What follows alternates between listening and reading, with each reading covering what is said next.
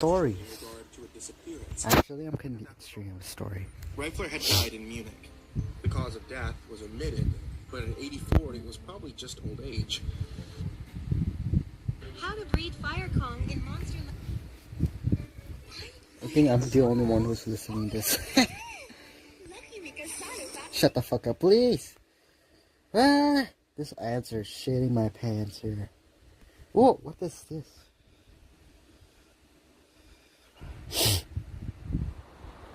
Oh, I did listen to this right now. So new ones. This is awesome. Okay, I'll do the 4 hours. My phone buzzed on the nightstand like an angry mouse, and at first I thought it was the alarm to get up. I picked up the phone and blinked at it as I realized that it had stopped buzzing, and I was supposed to have another hour to sleep. Because it wasn't the alarm, it was a text notification. Text notification. There's still a long road ahead. I frowned at the phone and looked at the sender. It was just a series of numbers, letters, and symbols that looked like someone had rolled their hand across the keyboard. It certainly not a phone number or an online store that I had ordered something from. It was super weird, which meant that it was probably a scam. A foreign prince was going to send me a diamond if I would only send money first. Sure thing. But still, there was always the possibility it was legit. I hadn't ordered anything out of the ordinary, but maybe somebody was sending me something as a surprise. My birthday was next month after all. The chances seemed low, but the idea still got enough inertia that I hadn't deleted the message the way I usually did with spam. Instead, I closed my phone. The wind rises. When I woke up to the alarm on the door, I found myself checking Too slow. a little bit disappointed that there was none, and that, in turn, made me feel a bit dumb. Shaking my head, I went back and deleted the first message. By the time I got out of the shower, I'd forgotten about it almost entirely. That afternoon, I was eating a sandwich at my desk when my phone jumped in my hand. I had been scrolling the internet, but now the top of my screen was filled with a new notification. I tapped at it and slowly sat my sandwich down as I read the full message. You have a delivery schedule. Delivery time will be 12:45 p.m. What? Please be prepared at that time. Rereading the message, I pondered it. Who gives that specific time? Please be prepared for what? Hey, Becky. I know she never took a lunch break. Yeah. I stood up and leaned over the cubicle wall as I held my Following me.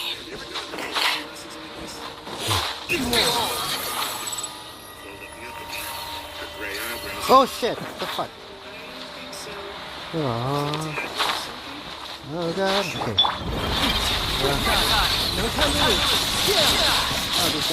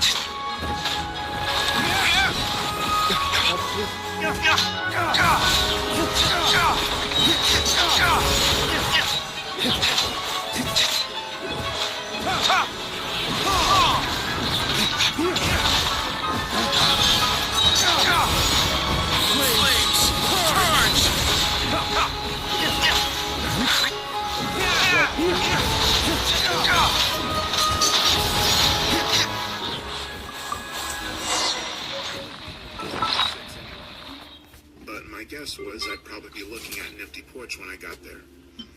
My phone buzzed about an hour later. It was my mom asking if I was still coming over this weekend. I was starting to type an answer when my phone shook again. It was a response from the mystery sender. So soon.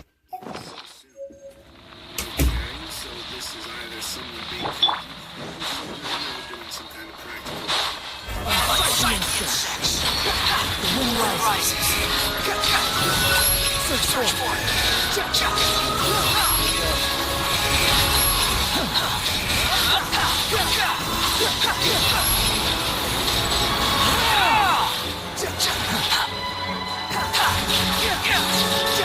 Swarm Fury.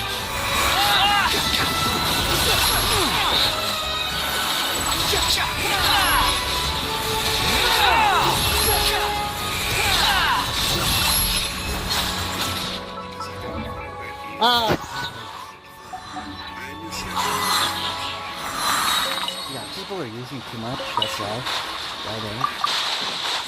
Yeah, people are playing this game. Fuck and this. within a couple of minutes, we were clustered on the far sidewalk like penguins, huddled together on a lonely ice wall. There were probably 50 or 60 people out there, and I realized with some surprise that I didn't recognize most of them. I'd worked in the building for over 5 years, and I hardly knew anyone outside of the guards and people on my floor, and most of the ones I did know was only passing. It made me feel The wind rises. I saw that it was exactly 2:45 p.m. All he told us was that there had been a fire and that it had been put out, but there was an ongoing investigation. Due to this, the office was going to be closed the rest of the day and possibly tomorrow, and we should call our supervisors in the morning for further updates. You know, they pulled a few people from the crowd a minute ago. I looked around and saw Becky looking at me. What? Those cops.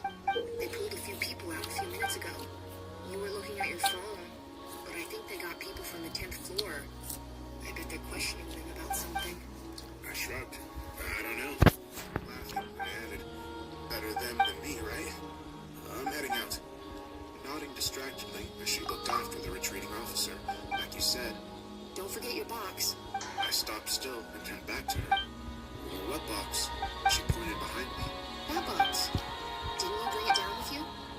It's got your name on it. You know I didn't have any. There was a small cardboard box sitting on the sidewalk right behind where I had been standing. Where did that come from? Did you put that there? Did you see it? It's way down. I scowled at her. Did you see it? She nodded and shook her head. No, I guess not. I was paying attention to the stairs mainly, but I don't remember it. I just noticed it immediately. So I figured I must have just overlooked it.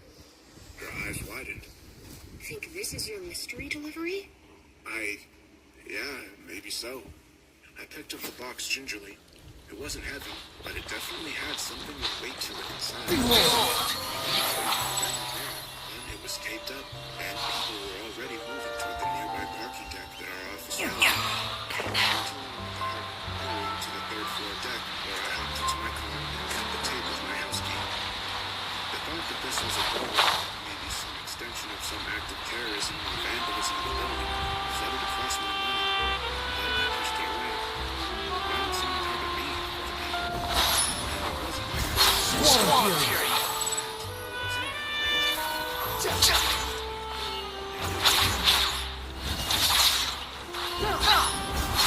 The picture camera seemed expensive and nice, though I hadn't used anything other than my phone to record videos since I was in college, so I was no expert. But nice or not, it was a weird gift to send me. I wasn't some big recording guy, and even if I was, I wouldn't lug around a camera to do it. It was then that it struck me that the camera wasn't in a box or package of its own. It was literally just stuck down in a plain cardboard box. So it was a used gift, or was there something on it already? I tilted the box back and forth, making sure that there was nothing else in there before reaching my hand in. The camera felt cold against my palm, and it took me a minute to find the tiny power button on the side of it. It had one of those tiny flip-out screens, and I figured that was the best way to see if it worked, and if there was already video on it. There was. Just one video. 59 seconds long. It showed a woman going into what looked like a small computer or server room in an office that looked similar to my own. The door was pulled shut behind her by an unseen hand, and when the shot pulled back, it was clear something had been wedged to keep the door from opening again. If she'd had more time, the woman might have beaten on the door and yelled. If she'd had more time, she might have called for help. But someone was squirting something under the door, because I was watching the tip of some black container being pushed against the bottom of the door and squeezed repeatedly. If she had more time, she might have begged for them to stop. Or she might have been triggered, or smelled the faint traces of copier paper set aflame before being tossed down into the puddle trailing out from the bottom of the server. But she only had 15 seconds to react to the door being shut and wedged, some accelerant being sprayed into the room, and the room being set alight. After that, she screamed for help. Wind rises. It's too late for help.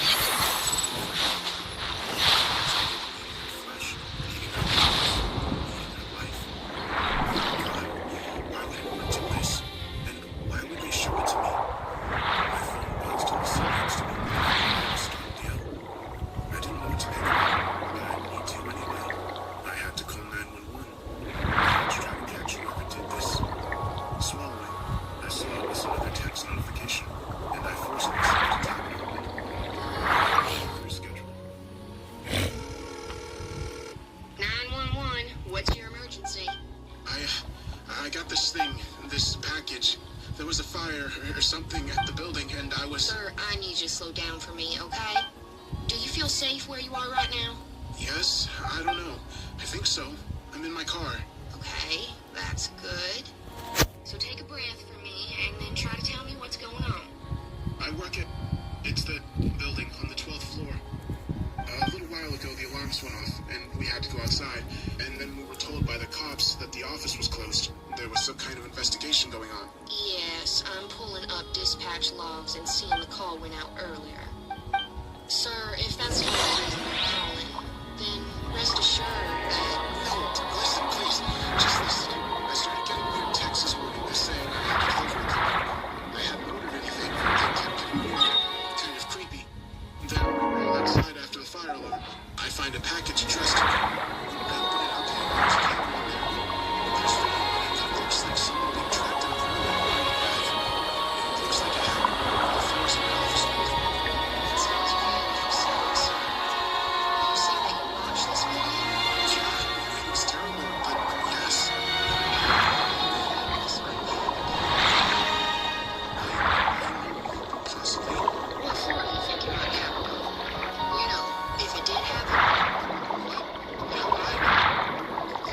I didn't have anything to do with this. I just got this video randomly and picked you out to send a video of them murdering someone. how the hell should I know?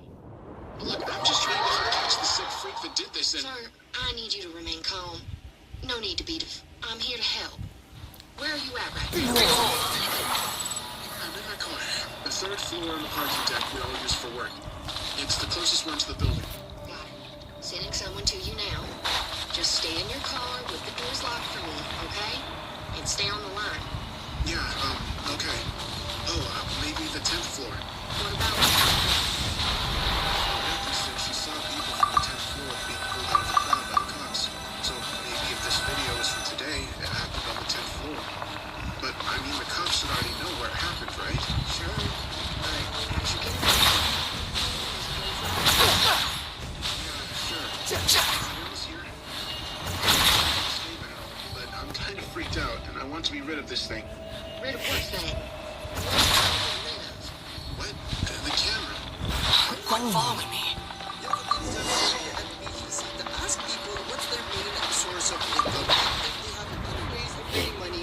I don't want to be near that disgusting thing. I thought maybe you meant the bag under your seat. What? Quit following me. Mine? What is it yours, sir? I need you to talk to me. There's a bag under my seat with drugs in it. I opened it up. It smells really bad. What is this? Did you plant this in my car? Sir, you're growing hysterical. Please remain calm. Too You're slow. trying to frame me or something. What are you talking about, sir? She said you asked about the bag under my seat. How did you know there was a bag under my seat? Sir, I didn't say that. You must have misunderstood. I know this is hard, but I can assure you, no one is trying to frame you for anything. I don't know what's going on. I understand. I'm here to help. What was it you said? A bag. There was this sandwich bag with rubber gloves in it. I opened it up and it stinks. Does it smell You like even rubber want gloves? this? What? How would I know that? Sorry. Wind rises. Yeah, I guess. Look, I sealed it back up and put it on the seat next to me. I'll have my fingerprints on it, but I swear I didn't put it there. I've never seen it before. I understand. Remain calm and remain on the line with me. Someone is almost there. Okay, well, I just... Wait. My phone buzzed. Just a second. It's another message, like the other ones. It says delivery completed. I think I need to go. I can drive to the police station or something. There you are. It shouldn't be much. Someone's coming up now. Stay on the line with me, please. Ah, shit, it's not a cop. It's Becky. Hey, can I get out and see what she wants? Please stay in the car, sir. But it's just my friend. What? What are you doing? What are you... No! What the hell? Sir, what's happening? Oh, God, no. What the fuck? Sir, You've got to help her. Oh, God. She has to be dead. But you have to come and try to help her, please. Becky. Oh, God. sir, Sir, I need you to talk to me. Please tell me what's happening. Becky, my friend from work, she came up to my car and pulled out this black thing. It looked like the thing the killer used on the video. She squirted something on herself and set herself on fire. She's not moving anymore. So you're saying your friend Becky from work just came up to your car and set herself on fire? Am I hearing you right, sir? Yeah, why the... Yes, she did. I understand. Do you see anyone else around? But I need to go somewhere. I can't stay here. Sir, you're now at an active crime scene. Please do not move or leave the area. But Oh no, What is it? I just got another message. It says, you have a delivery scheduled. God, why is this happening to me? Not now, sir. What? How about now what? Do you feel safe now? Do you often find that you think that people are plotting against you? I looked across the steel table at the man sent to evaluate me. He had been there less than 5 minutes, and I could tell he was already Not because he was afraid of me. I was handcuffed to the table, and I was bolted to the floor. He wanted to be gone, because this was a waste of time. I had a strong feeling he'd already made up his mind before he came into the room. The problem was, I didn't know what that meant. Was he going to say I was sane and turn me back over to the police? When rises.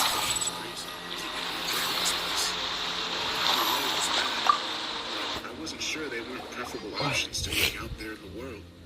So I was honest. No. Not until last week when I started getting those weird text messages. The doctor pursed his lips as he glanced over his paperwork. Ah, yes. These delivery messages that you said you received both before and after the, incident at your workplace. I tried to keep the irritation out of my voice. It wasn't an accident. Some poor woman was murdered on the 10th floor, and no, I didn't know her. I worked on the 12th floor. And no, I didn't kill her. I was sitting in my office when it happened. The man raised his eyebrows slightly. No need to get angry, Mr. Jacobs. I am not your enemy. I'm merely here to evaluate you based on, your behavior and comments to police when they apprehended you. That and, well, the series of events that appear to have unfolded. I have to go back to the I closed hospital my eyes until the because deep Tata is coming home now from the hospital. I have to go and bring him home. eyes gets killed. Now I cannot cook lunch, My coworkers so I'll put the rice on the table and I'll open the Spanish sardines. I'll keep it in the container. Just eat, okay? Okay. Because I cannot cook. I'm going to the hospital, That's what you told the police was on the gloves at the time of your arrest. I nodded. Yeah. Because I knew that. It's because that's what the 911 operator told me it was. Or, well, at least they implied it. He cut his eyes back up at me from the notes. This 911 operator that wasn't a 911 operator. I don't know if they were a 911 operator or not, but they're in on it. They have to be. The things they were saying, the stuff they knew. They or somebody planted those gloves in my car. Sitting with notes back on his lap, the doctor looked up at the ceiling. But you say you did call. Crunching my face, I nodded. I did, but like I told the cops earlier, after Becky did what she did, I hung up on her. I was going to call someone else, try to find another number for the police or something, when I noticed that my phone was wrong. Your phone was, wrong. I sighed. Look, my phone, I've had it for over 2 years. It's been banged up, but I've taken good care of it. The thing is, I was getting out of the car. It was broken. It was okay, except for a little place in the back where the plastic is rough now. It's hard to see, but it always poked me when I held my phone the same way. Broke the shit out of me. But when I was searching for my phone, I was also thinking about how I could have gotten that crazy person instead of letting it go. That spot on the back was gone. That's when the police came up to my car and ordered me out. I tried to tell them that it wasn't my phone. It had been swapped out for one they could control, but they wouldn't listen. I had started staring at the table as I spoke, and when I looked up, my stomach sank. So, to be clear, according to him, you've been getting text messages on your phone. That woman in your office, your building is murdered by arson. A few minutes later, a few minutes after that, a woman you've worked with for years comes up to your car, douses herself with something similar to what was seen on the video, and lights herself on fire. And this occurs while you are talking to a mysterious person who is in on it after trying to call 911. When police arrive, with gloves potentially abused in these crimes, talking about how your phone is on your phone. You are then arrested, and after being interviewed, you become irate. They give you a sedative and send you here. Does that pretty much sum it up? I shook my head. I know how it all sounds, but check my phone. That phone. It should have at least some text messages on it, and you should be able to see that I was on the line with 911 for several minutes. The doctor frowned at me. The problem is that they have checked. There is no indication that you got any text messages like you described, and there is no record on your phone or otherwise of you making any calls to 911 or any other number that afternoon. In fact, the only evidence we do have are things that point towards you being involved. There's no sign of any conspiracy, no proof that you are being framed, just you and the people dying around you. Picking at his pant legs, he went on. I'm not here to interrogate you, Mr. Jacobs, only evaluate your mental stability. The version of events you've described is, frankly, fantastic and unbelievable. What I have to determine is if this is a product of genuine mental health issues or simple malingering. He stood up. To that end, we're going to do a series of tests this morning, assuming that is still necessary after you are shown what has been found. Someone is here to see you. With that, he knocked on the door and stepped out. As he left, a frail-looking older woman stepped in. Her eyes rimmed and shined as she looked at me. Mom? Why? Are they treating you okay? She looked so painfully old and thin as she moved over and sat down across from me. A small brown sack clutched in her left hand. I reached forward as much as I could, and she took my hands with a warm squeeze. Not being mean and feeding you okay? I nodded, and tears filling my eyes. Yeah, my head hurts from where they drugged me, but otherwise I'm okay. But, Mom, you've got to help me. I didn't... My words died in my throat as she raised her hand. Her face was full of pain and sadness as she shook her head slightly. No, honey. Don't lie like that, not to me. She lifted the sack from her lap and sat it on the table. I've already seen the video you made. I felt my tongue going numb as I looked between her and the sack. I had no idea what she was talking about, but it was obviously very bad. Mom? What video? She looked exhausted as she reached into her bag. Her cell phone. She held out the phone with her hands. They said I could show it to you. Said it might make you see that you're bad. That you can stop lying.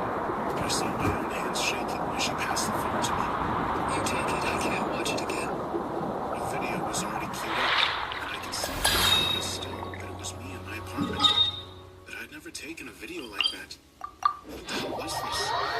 My heart thudding, I hit play, and I saw myself confessing. I just got this thing in me. I open it up, and I'm sick. I see someone trapped in a room and burned alive. I want to see Becky. I'm disgusted. It's so on fire. I want to do this. Listen, please, just listen. There's a video in my car. Catch me, please. None of this made any sense. I don't remember saying any of this, yet it seemed familiar at the same time. I shifted my hands as I held it. Holding it like that was poking me because, in the back, wait, this was my real phone. I looked up to tell my mother when motion drew my eye back to the small screen.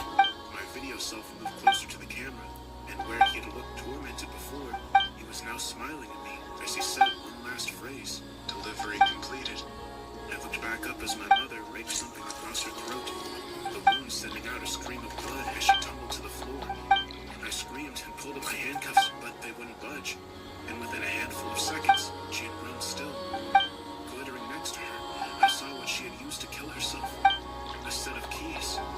I struggled to free myself, to go to her, until my arms and legs ached with the effort, and then I sat there, alone and weeping for what felt like hours. Finally, trying again, stretched out my leg past its limits and began edging the keys toward me. That's when I could see the text notification.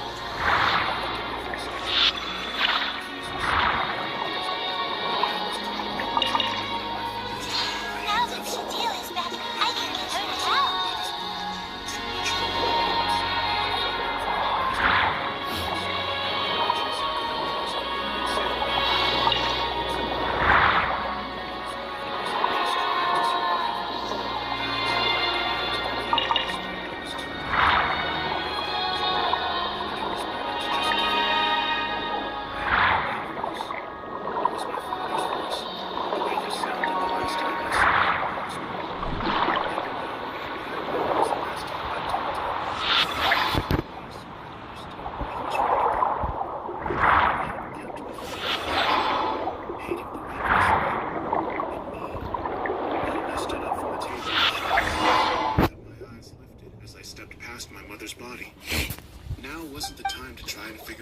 Out.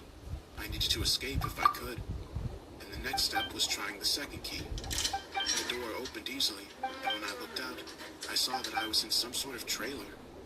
The hall and central rooms were empty, and through a nearby window, I could see lush green trees and tall grass stretching up and over a hill. None of it looked familiar, but my more immediate concerns were the 3 black cars parked out front. Why were they just sitting in... I stumbled as pain flared across my head and chest briefly, going so quickly that I questioned if I felt it at all. Gritting my teeth, I made a decision. I was going to go out and confront them, make them give me answers, or go ahead and kill me. Either way, I was done with this crazy bullshit. I flung open the door and left.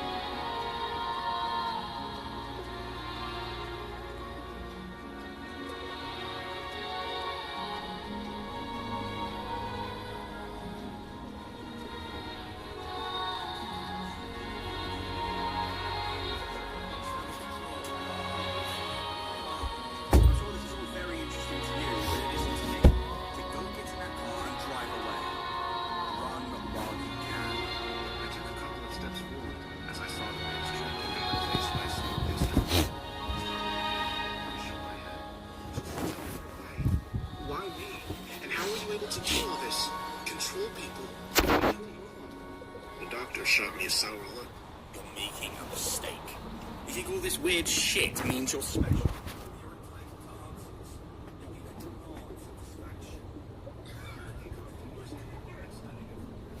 Looking up at me with fresh anger.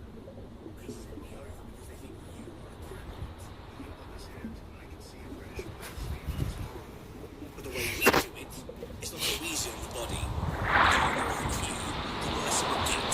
So you need to decide. Are you going to get in the car and drive away? Or am I going to empty this gun into you right fucking now?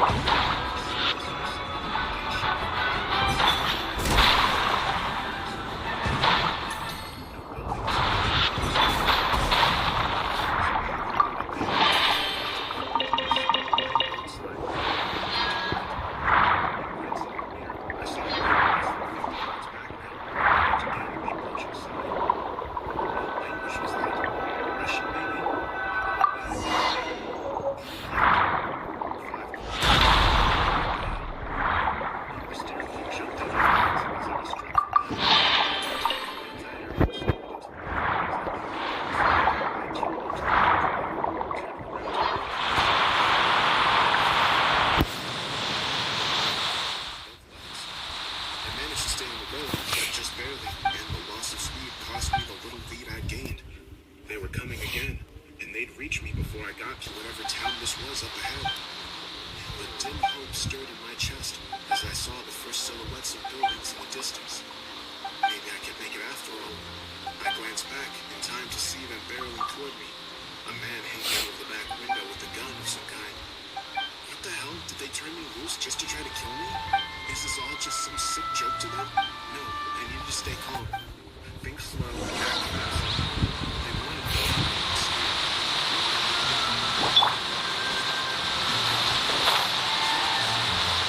The hell, man? Wait. What?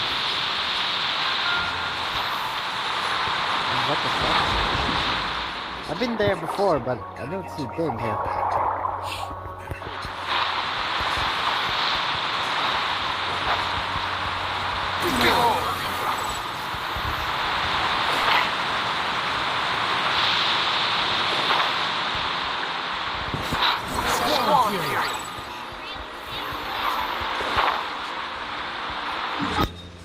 whispering voice again, telling me that it was over, that it was okay to quit. It was the same breathy, tired voice that once told me that I was the man of the house now, that I had to take care of Mom and Rocket, that I had to be strong. I had to be strong while he gave up. Wiping at my face with the back of my hand, I limped forward. I kept hoping for a car or some people, but there was no one. It was strange. Things weren't dirty and didn't look abandoned. Not exactly. But as I entered the town, I could tell that the buildings were old. Years. I had 2 more shivers of ghost pain, but they faded fast. And I found I was growing used to them. Strange as that seemed. I considered exploring the buildings, searching for a phone or something, but instead I kept to the main road, followed it through the town into the woods on the other side. The road was better maintained, and I had already seen signs that let me know where I was headed. Chernobyl nuclear plant. And there would be someone there, even if it was just a guard to keep tourists at bay. My stomach lurched as I saw another black car rolling out from between the trees to my left. This would just never end, would it? I had died and gone to hell or something. That was the only thing that made sense. This was all just endless, insane punishment for something that I had done that I couldn't remedy. My phone, my real phone, buzzed in my left pocket. I had forgotten I even had it until then. Cursing my own stupidity, I dug it out, intent on calling someone, or anyone, for help before they took me again. I froze when I saw I had a new text notification. Delivery complete. I looked back up to see she met my eyes with that smile. The wind rises.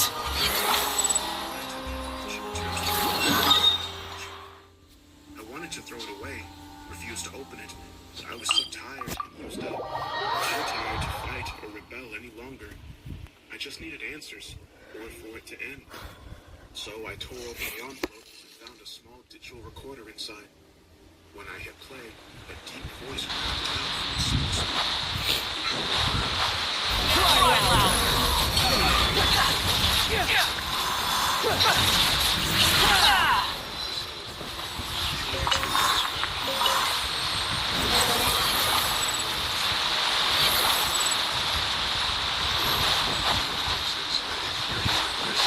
You're special, and because you're special, I'm willing to give you everything you want. Answers, peace, happy, normal life. You can run. Can't hide.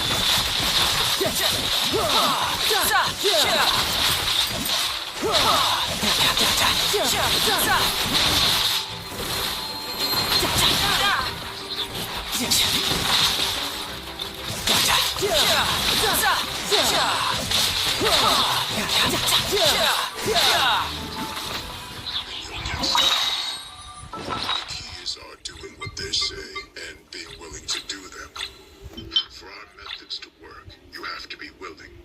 Understand? And you may be asking yourself, what if I don't want to go with the strange lady? What if I want to run or fight? I say to you that those are fair and reasonable responses. Unfortunately, unlike the scenarios you faced in the last few days,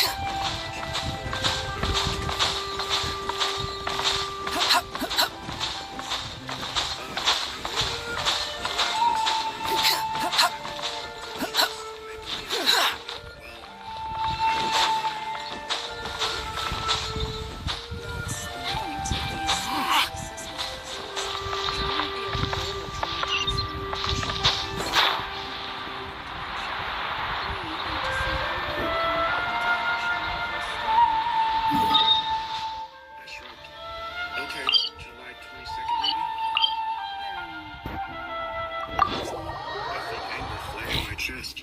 You know her name. You fucking murdered her. Or caused her to murder herself. I felt tears burning in my eyes. You know what you did, even if I don't. Sir, I had nothing to do with this. Spawn Fury. Teresa Jacobs. And your father. Freddie Calhoun. The woman raised her eyebrows. But you don't know about Jacobs. I nodded. My stepfather's name. He adopted me when I was 10. My dad was already dead by then. I see. Name the first American president. John Hancock. A pause before nodding and holding up 3 fingers. How many fingers? 3. Look. Sir, we're almost finished. 10, please. 10, 9, 8, 7, 6, 5, 4, 3, 2, 1.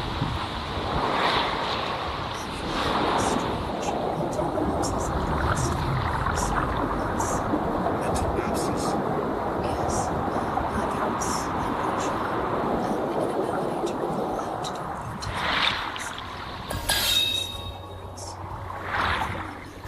I frowned. No? Wait. I thought this was just checking to see if I was okay from whatever that big bull thing was. This is an initial assessment of all relevant matters. Have you had any strange sensations in the past few weeks or months? Unexplained tingling or hallucinations or phantom pains? Leaning forward in my chair, I resisted the urge to grab her. I was unrestrained for the moment, but the austere and vaguely medical feel of the plain room we were in gave me the impression that restraints were available if I decided to act out. Gripping my hands together tightly, I tried to sound calm. Yes, I had unexplainable pains. It started yesterday before you people put me in the bowl. She nodded. I see. What is your name? I clenched my hands tighter. Lady, I'm not fucking crazy. I just want answers to stop. Something, not this bullshit. Her expression didn't change as she waited. My name is Wally. Wallace Thomas Jacobs, or Wally Thomas Calhoun. You picked. Making a final judgment chart, the woman stood and headed to the door. It was another hour before I came out, and a tall, man entered the room. He brought in a tray of cups, a black coffee, and a plate piled with donuts. Offering me a small smile, he set them down on the nearby table. I'm sorry, I knew you must be hungry. This is not a fruit. We'll have you a proper meal soon. I shrugged.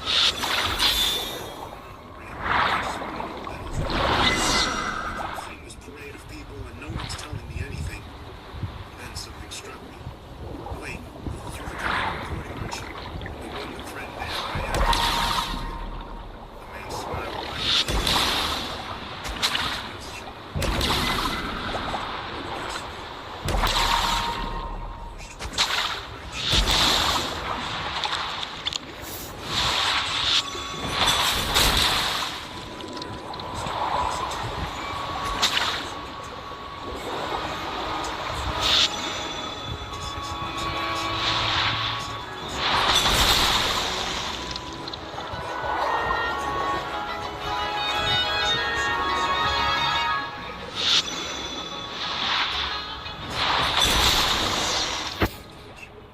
You can call me Mr. Solomon. Do you watch much TV? I stared at the man warily. Mr. Solomon had only been in the room for a few moments, but I already felt a growing sense of unease and hatred being in his presence. Maybe it was just because he was the current face of all the madness and death I'd seen in the last few days, but I wasn't sure, because I felt like I'd been trapped in a hurricane, a chaotic but mindless force without a will of its own. You could try to hate it, but what's the point? But this man, I wondered if he wasn't the one guiding the storm that destroyed my life. I shrugged in response. I guess. Solomon nodded and smiled. Solomon acknowledged my statement. Me too. Believe it. All kinds of shows really. But my favorites are the ones that have a beautiful fantastic to them. Dramas with surprise twists, science fiction-esque and big questions. Heroes and villains. Life and you know what I mean. Yeah. The man went on. I understand your surliness. I want to ignore it for now.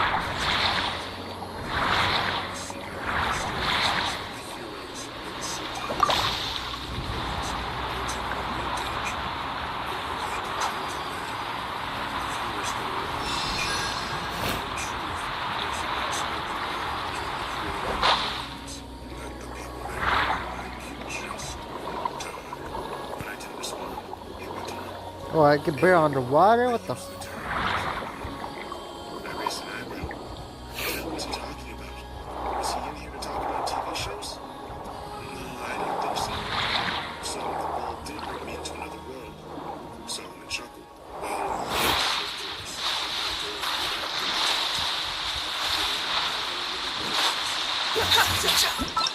Where it leads, but from what we do know, there shouldn't be any side effects to travel once done.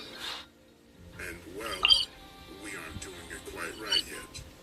He rolled his eyes, and believe me, I'll hear bitching from Jeffries. I'm sorry, the man that questioned you yesterday in your world, that he had to go over and help collect you. Assuming he makes it, of course. I felt a new fear running up my back. So I'm sick from going through the hole? Am I going to get sick? Too slow. And that's a good segue back to what I wanted to talk about. Let's go back to this channel. Cloning is a pop culture term in this world that applies to the story phenomena I was just describing. If you're the main character, you're safe. Not just because you're especially strong or smart or skilled. You understand. You're just arbitrarily protected because you have to live for the story to continue. Whether it makes sense for the plot or the reality of the story is a secondary concern. What the hell is the point of any of this? His eyes narrowed. There's no need to exchange pleasantries. Trying to give you It's rather pathetic to force a conversation just to occupy silence.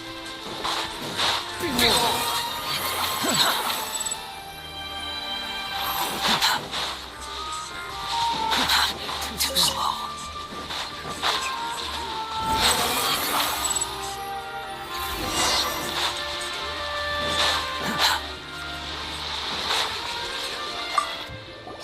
Waited until I finished and then went on.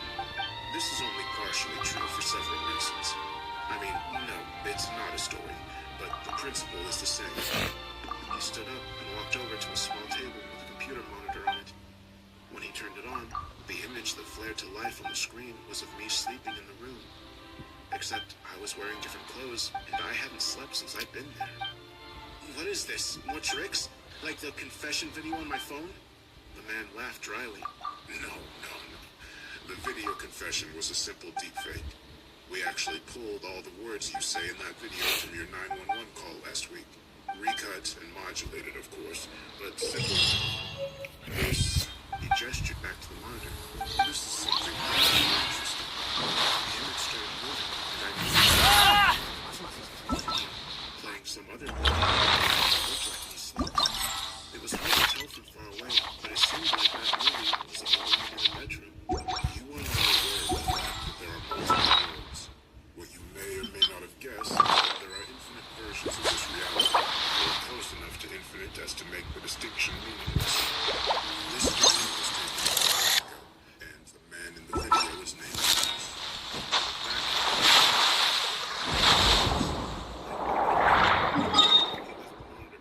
Sat back down.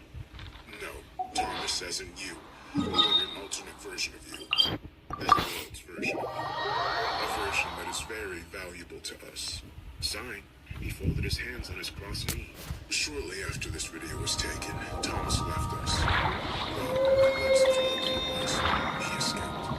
We tried to find him, but his trail died in a small town in Nevada. He swam, looking like he tasted something unpleasant. That made our benefactors, well, they weren't happy. They left us to our own devices for a short time, but seeing our failure recovering him, they imparted new knowledge and set our team in a very unpleasant fashion. A way of finding him and regaining what was lost.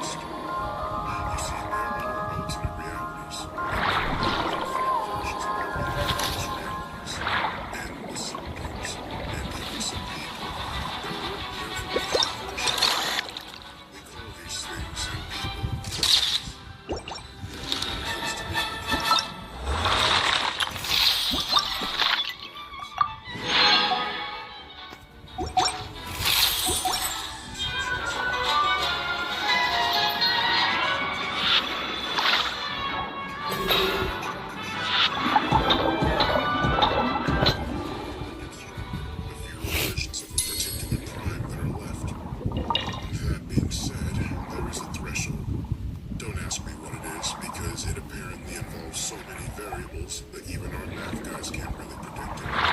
Where if there were a few of a particular person one day, and a given reply, the balance shifts back the other way. Instead of the algorithms just detecting the versions of the crime, it starts simultaneously attacking trying, as best we understand, to reach a singularity. He pointed at me. You and Thomas are ultimate versions of the crime. And based on what we've been told recently, you're likely the last two. So far, your luck and his have held out, but it's only a matter of time. It's coming down to a tug of war between the two of you, and it's a contest you'll lose. I didn't believe any of this shit, but I couldn't help but ask the question. Quit following me. Why are you so sure I did instead of this supposed alternate version of escape? So I smiled thinly. Two reasons. The first is that apparently Too slow. the remaining version begins to suffer symptoms. The version that is most likely to be the survivor, the singularity, Quit following me. tends to get blackouts and memory gaps. They often have trouble with certain ideas or words. The rest, they lose.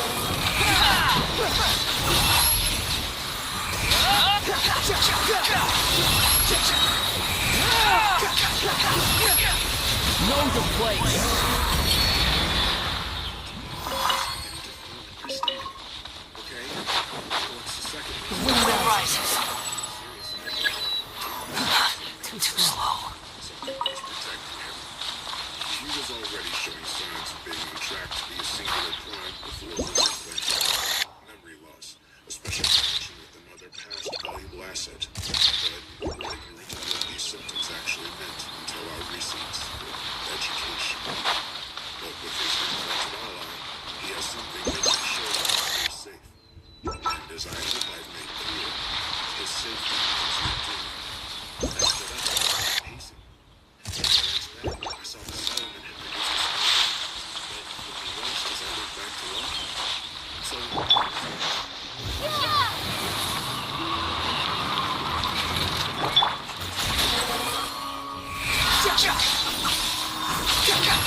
Upon the gale.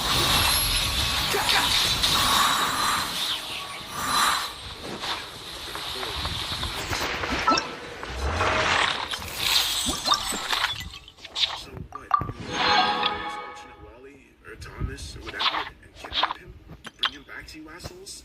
Solomon's face darkened slightly as he nodded. Precisely. If you do that, you'll be free. More than that, we can aid you in selecting one of the better versions of your life to set up shop in. They're all up for grabs, except for yours and Thomas's. He chuckled darkly. And chose if you don't want his. I frowned, because you're going to kill him, right? Or leave me alive and the universe eat me anyway? Because from what you've said, there can only be one of us left before it stops. Solomon regarded me. That's a good point, and you'll have to trust us on a bit. But I assure you, once we've extracted what we need from Thomas, you'll find yourself safe and sound.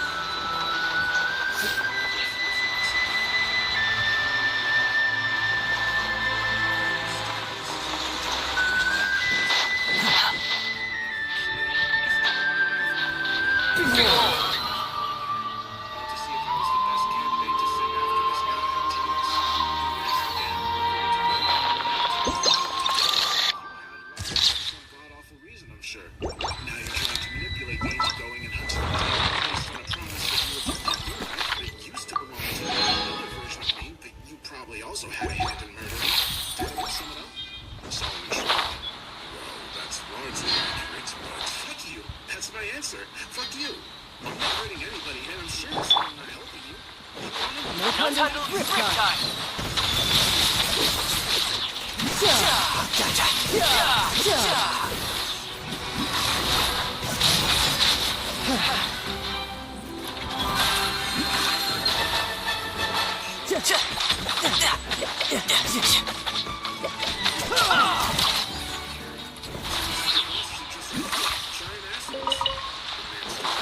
His lips stretched tight.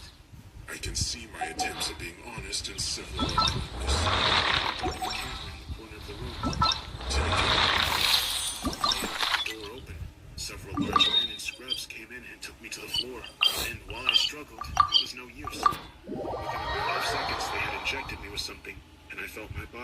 heavy and numb.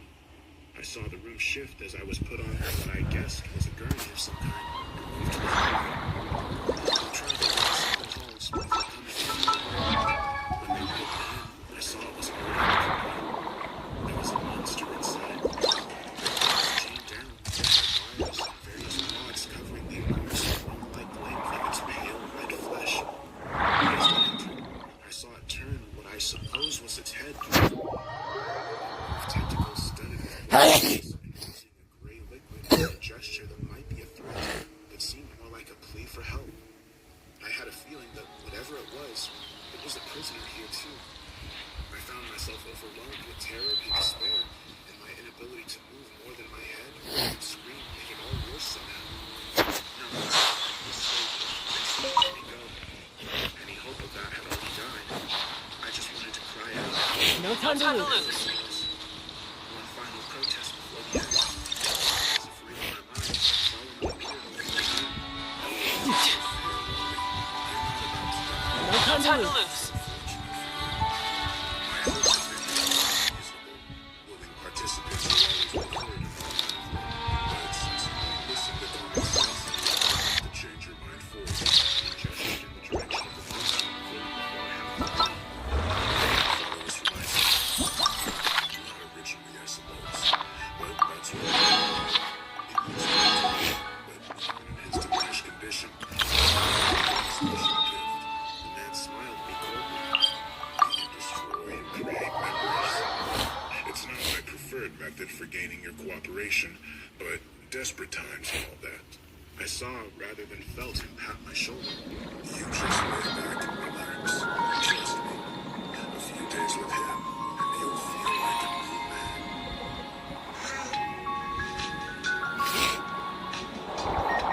Detailed version of written medic summary narrative by subject Wally. At the time of the summary, the Wally project is progressing within predicted parameters. This narrative is classified and is not to be accessed by anyone other than members of the Thomas Project, its temporary Wally project sub-range, and the living members of the camp.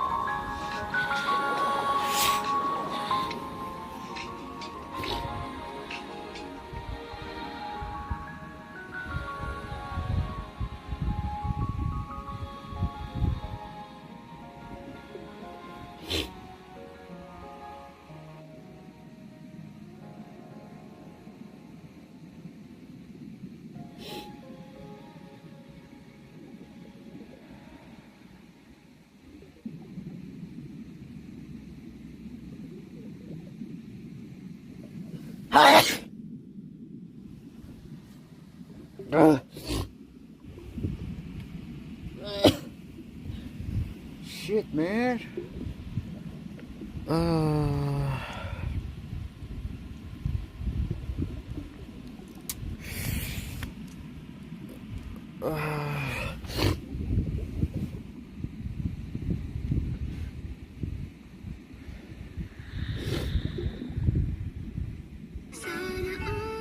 Shut the fuck up.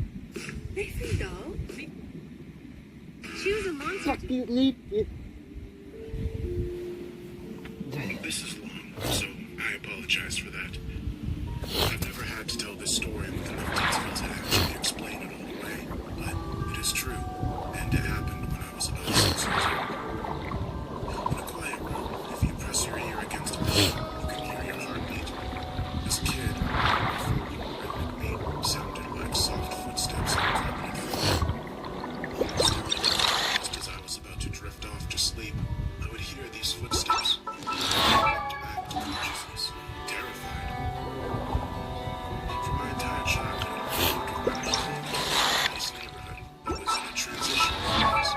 People of lower economic means were gradually moving in, and my mother and I were two of these people. We lived in the kind of house you see being transported in two pieces on the interstate, and my mom took good care of it.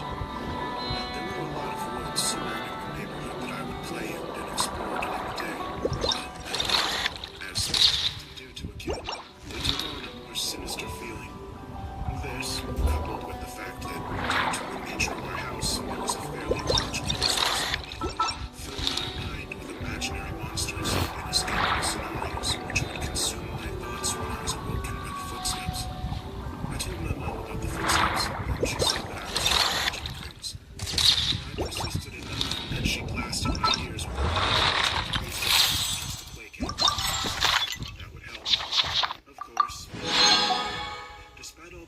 reminiscent footsteps. The only weird thing that ever happened was that every now and then I would wake up on the bottom bunk, despite having gone to sleep all day. But this wasn't really weird, since sometimes I'd get up to piss or get something to drink, and I remember just getting back to sleep on the bottom bunk. I want Fremenade.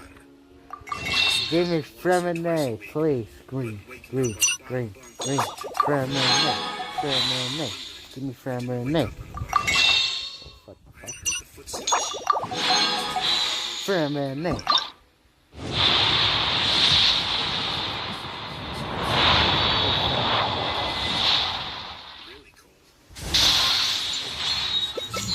No! That's fire! Fuck this. That's damn it! I got damn. It didn't seem right. Neither did me being in the woods. I got Sayu. There was a deflated pool flow right in front of me. Oh, I would get Fremenade. I can't get Fremenade. But after a while, it seemed like I just wasn't going to wake up because I wasn't asleep. I stood up to orient myself, but I didn't recognize these woods. I played in the woods by my house all the time, so I knew them really well. But these weren't the same woods. How can I get out? I took a step, felt a shooting pain in my foot, which led me back down where I had been laying. I had stepped on a thorn. By the light of the moon, I could see that they were everywhere. I looked at my other foot, and it was fine. As a matter of fact, so was the rest of me. I didn't have another scratch on me, and it wasn't that bad. I cried for a moment, and stood back up. Oh, son of a fuck. I didn't know which way to go, so An idiot. I just picked a direction. I resisted the urge to call out, since I wasn't sure I wanted to be found by who or what might be out there. I walked for what seemed like hours. I tried to walk in a straight line, and tried to course correct when I had to take detours. Dude, I don't know how to spin. I was a kid. Fuck. I was afraid. I'm gonna get fucked. No. No? Oh god.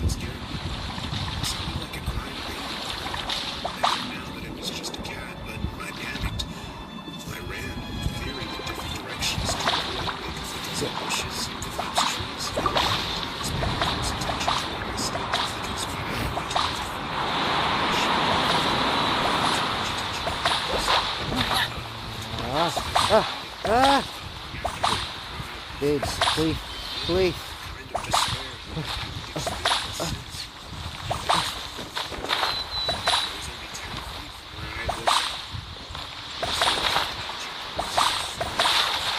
Shit.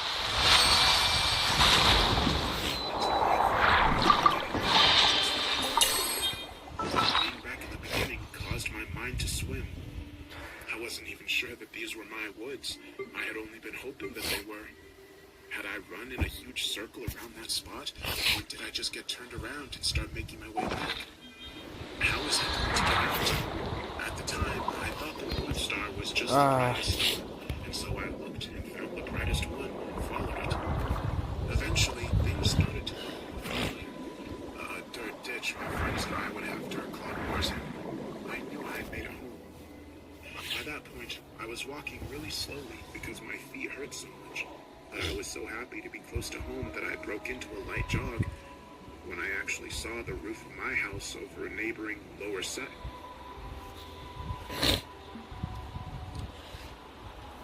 Tales from the gas station. Ugh.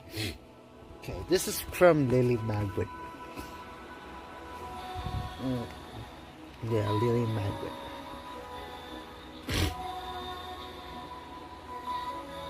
My name is Lily Madden, and I see things before they happen. Don't stare at me in his face. That's my brother, Roger. He doesn't see things before they happen. I know he would see what's going to happen to me. Then again, maybe he does. But people like us can't see things that are about to happen to ourselves. Wait a second. Give me a I second. don't know, truthfully.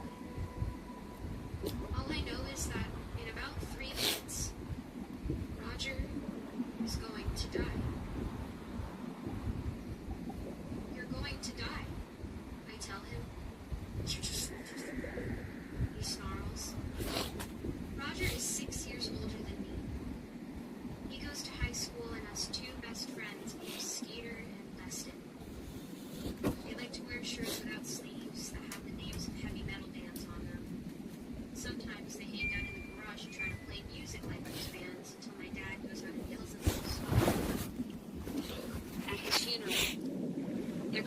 jackets and ties, and their hair is going to be combed for once.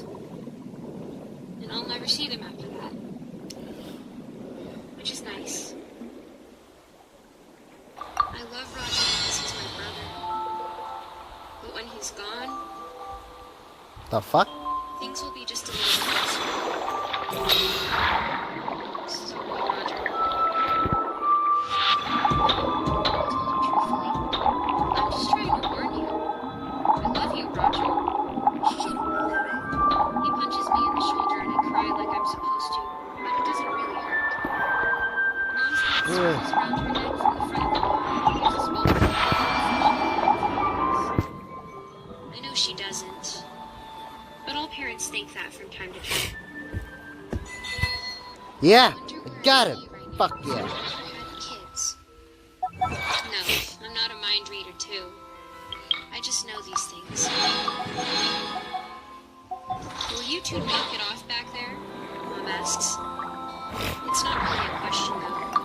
It's a word. Adults can give orders in the form of questions. If you're a kid and you try to do this, it doesn't work. I once tried to order Roger to give me back my doll Pasher by asking him, and he laughed at me and twisted my arm. Mom went to sew her. The whale? Kind of crooked now. A whale? I told her I didn't mind. Whale? It gives him personality. Yeah, I dream a whale. Mom and Dad think it's weird I like that I whale. named my Come doll on, Pasher. okay. I don't know why. Pasher was an angel after all. People don't think it's weird if you name your doll Gabriel or Michael or Layla. I give it the name Uriel or Gabriel or Pasher.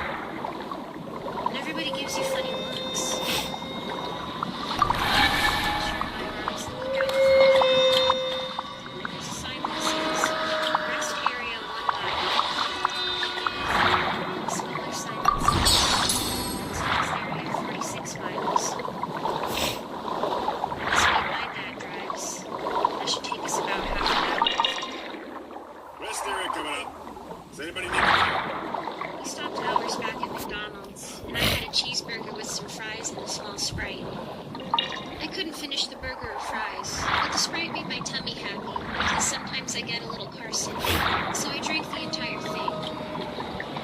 Now, I need to go, but this is where Roger dies, so I lie.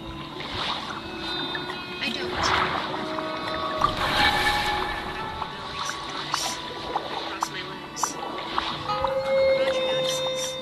Lily has to go. She's squirming around back here. I don't want to miss her. He makes a grossed out face, and I can appreciate the genuine disgust of being peed on by someone else. Roger, I'm trying to save your life here. Mom looks back again, and I shake my head at her. Lily, if you have to go, I don't. She does. I don't think Roger actually has to. Dad turns onto the ramp for the rest stop, ending the conversation. There's 2 lanes, one for the big trucks, the station wagon takes the second lane and drops back for the rest area. There's some sort of big rock on a pedestal with a commemorative plaque at the base with lots of names of people who are dead. Other families are going in and coming out of the glass-wrapped building. I wonder how far we are from the nearest hospital. Everybody out.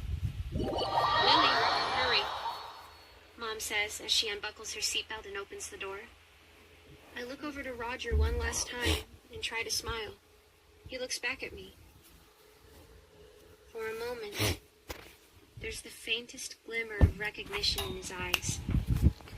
I think maybe he's going to shut the door and stay in the car. He sneers at me, and the moment is lost. Stop staring at me, ass face. Language, Roger. Dad says in his tone that means he doesn't actually care. But he has to act like he does, so Mom won't get mad. We all get mad. Mom holds my hand as we cross the parking lot, even though I'm not a baby. I keep looking back at Roger and Dad and waiting for it to happen. Roger's I just don't know how. Maybe that big hole is going to boot and mate.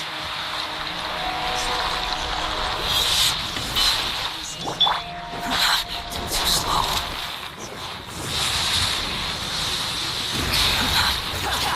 Wretched vermin.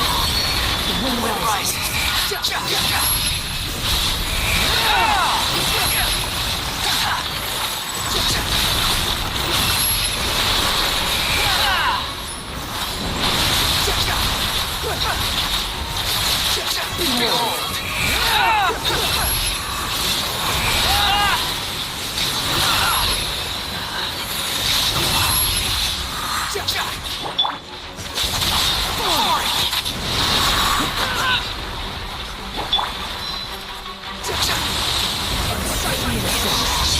The wind rises.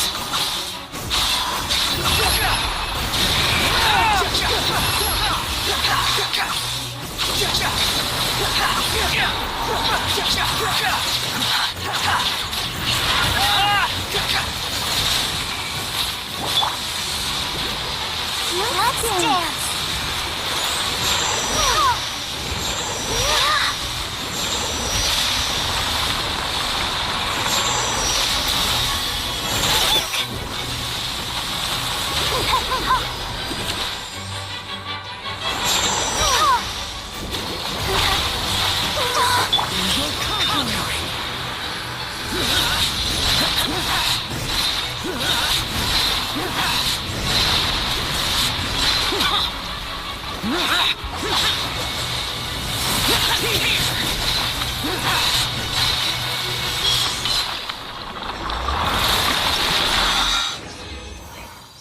I turned, startled, to see Roger holding the doll out of his window, waving it in his hand.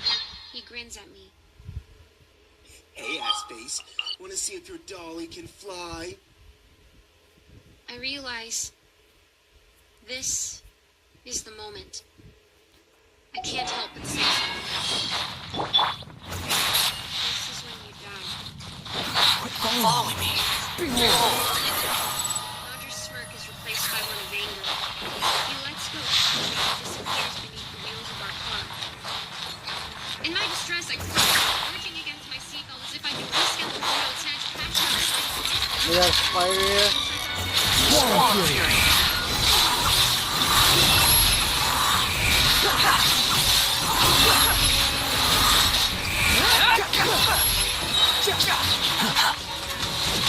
Wretched vermin. Behold.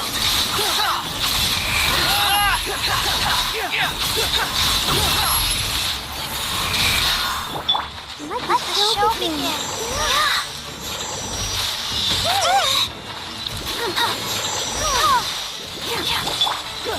Swamp Fury. What I see in Roger's window is a big truck with lots of big tires and a large trailer on back.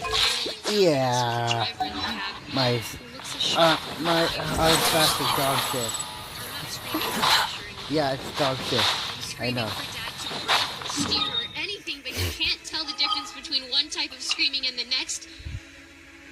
And anyway, it's too late. Do you know what a T-bone is? I always thought it was a type of steak. My Uncle George ordered a T-bone once at a restaurant, and he got this mammoth piece of meat with the bone still in it. That's why they call it a T-bone. Because the bone is there, and it looks like the letter T. Apparently, T-bone is also a type of collision where one vehicle strikes another in the side. Because the two vehicles make a T-shape, just like the bone in the steak my uncle ordered. That's what the big truck does to us. It T-bones us right before the on-ramp to the interstate. The nearest hospital is 23 minutes away. I would never have guessed that. They take Roger and my dad there in an ambulance. Dad has a dislocated shoulder and a lot of cuts and bruising. Roger is airlifted to Boston Memorial. He gets to fly in a helicopter. Although, he isn't conscious for it, so he kind of misses out. He dies from internal injuries before he gets there. Mom and I are treated for lots of little cuts. There's no such thing as pure freedom in this world. Even the wind cannot go on forever. Shook up by the whole thing. I hope he doesn't blame himself for Roger's death. That was nobody's fault but Roger. One of the emergency medical people who treats us on the scene finds Passion and gives him back to me. He always finds his way back to me. The EMT asks me what my doll's name is and gives me a funny look when I tell him. I don't tell him that he's about to get a call for an old lady who suffered a stroke in some place called Middlebury. That kind of trivial information is lost on most people. Kind of like I know my mom and dad are going to cry and hug each other. Relax. After that, Dad will be more distant because he secretly loves me. It's not a secret, Dad. I know.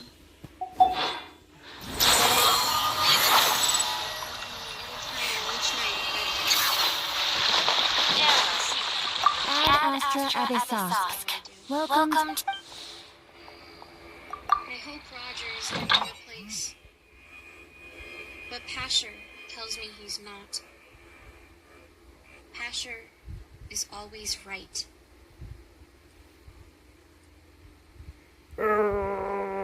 Shit, it hurts.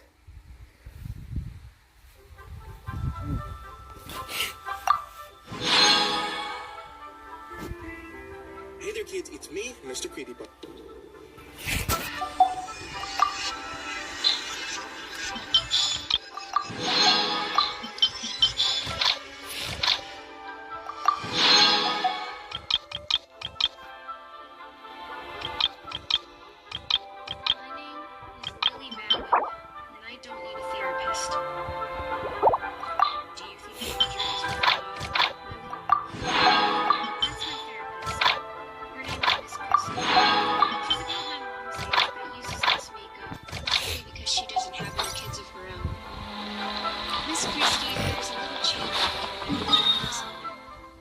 She also wears a jacket with too many buttons and not enough holes.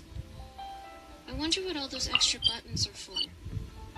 She always wears the same jacket. Does she have only the one, or does she have lots of jackets that all look the same?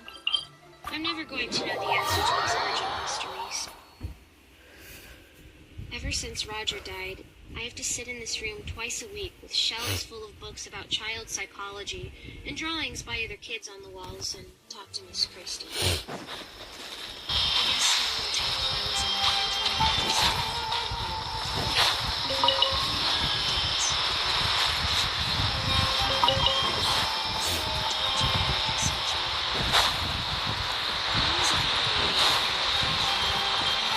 The wind rises. Too slow.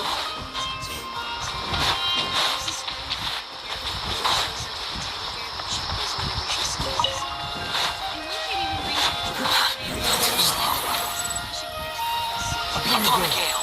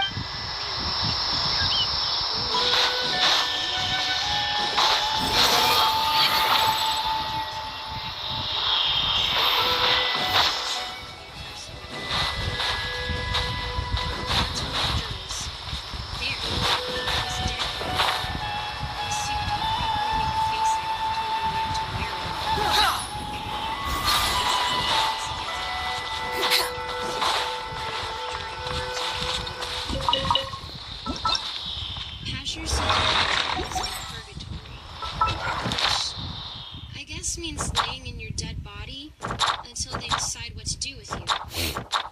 Did you know there's over 200 bones in most people? When one gets broken, like if a man in a mask strikes you on the arm with like a crowbar, the body knows how to repair it over time. Unless the body is dead, then they just stay broken forever, I guess. Roger has a lot of broken bones. Some of them were broken more than once, too. It was like a dozen guys in masks with crowbars just pounded on him for an hour or something. Now he's stuck in his coffin with that suit he hates and a whole bunch of broken bones that are never going to heal.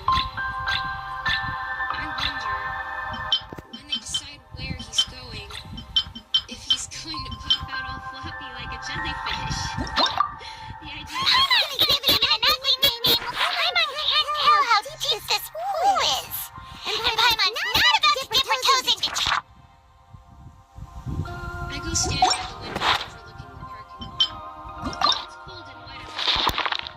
There's a slick spot on the sidewalk where the building where Miss Christie works that I can see from her office. Wendy and her son are walking in from their car.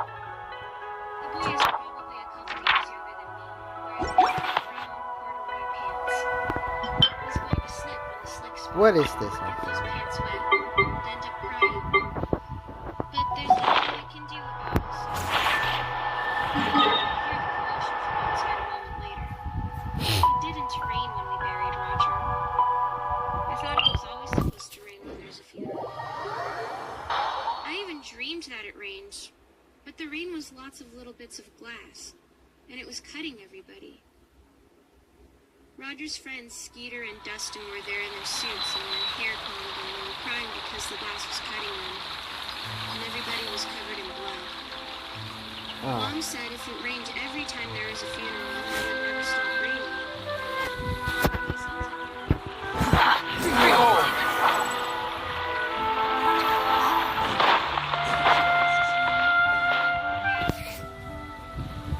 Roger hid my silver Charizard before he died, and now I don't know where it is. Uncle George gave it to me for my birthday when I turned 5 because he was getting rid of my cousin Susie's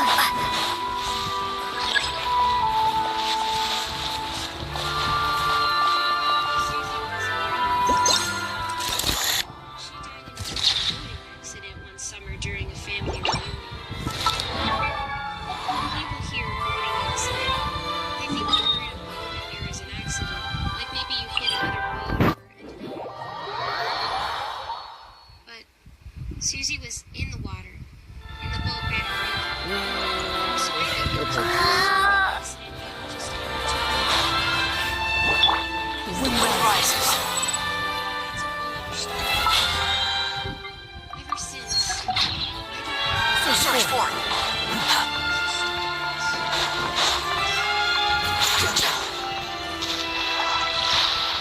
Reload. She dyes her hair. She doesn't think I suppose if you're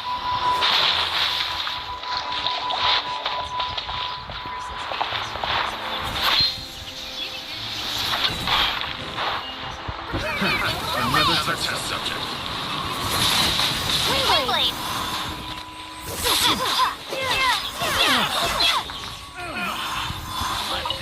Done.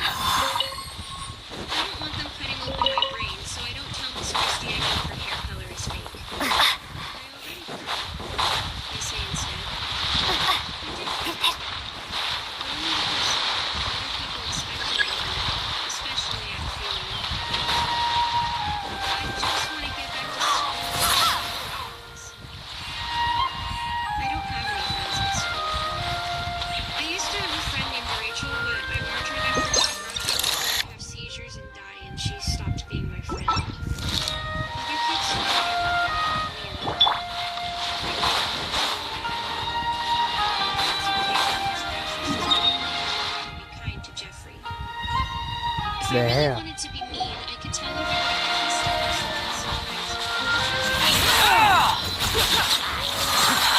Too slow. She just wrote something in her notebook about me. I think it says that I'm repressing my emotions. I'm trying to be cooperative. But adults worlds don't want to hear the truth. They want to hear what you say, what they think is right. And if you say something else, they think it's wrong, and then you have to start over. The wind rises. They put you on drugs so they can tweak the chemicals in your brain until you think things are other things, like how much you miss your brother who used to give you wedgies and hid your foil Charizard before he died, and now you'll never go to college. Squall Fury. Please, call me Christy. Miss Christy, can I please bring Pasher in the next session? I ask. She gives me The wind rises. Search for.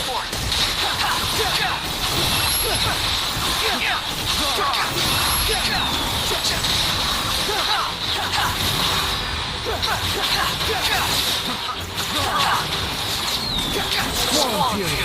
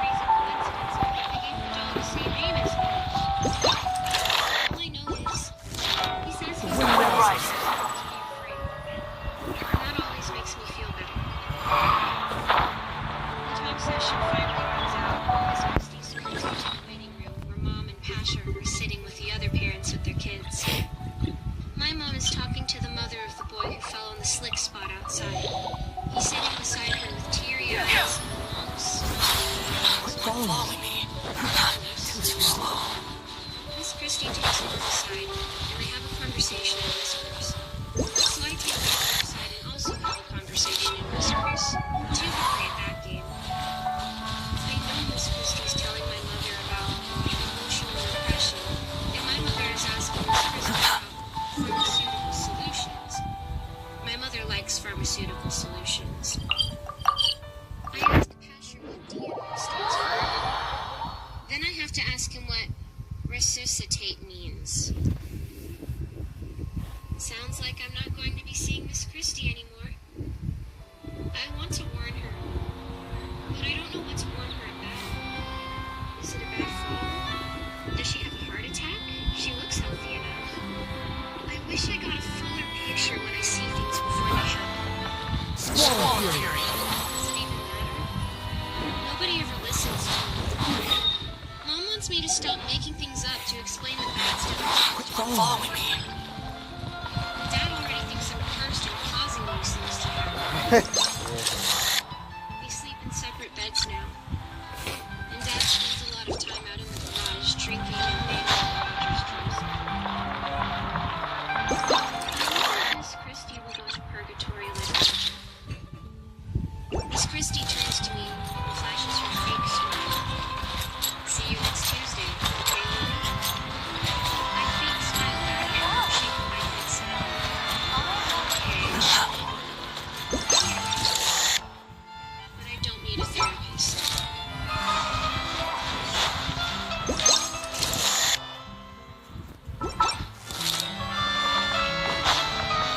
Cursed.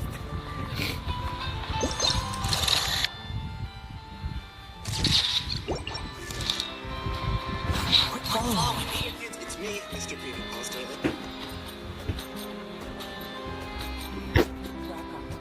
My name is Lily Madison. I wish everybody would just stop dying.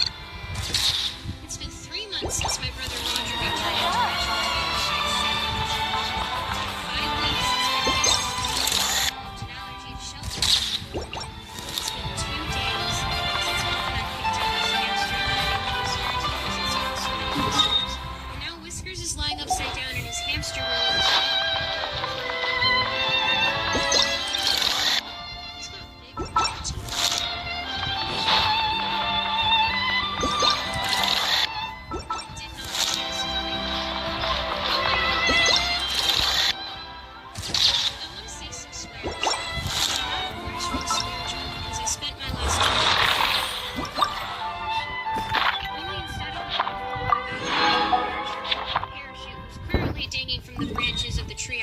bedroom window. Shit. Dear Swear Jar, I owe you 1 quarter. Asher sits at my art table holding a red crayon because his hands are perfectly molded for holding something like that. I sat him down earlier to doodle, but he didn't draw anything. I made a still life using watercolors. I like still lifes. Behold! What I did today was a bowl of fruit in a vase because I saw him to the museum. He's like,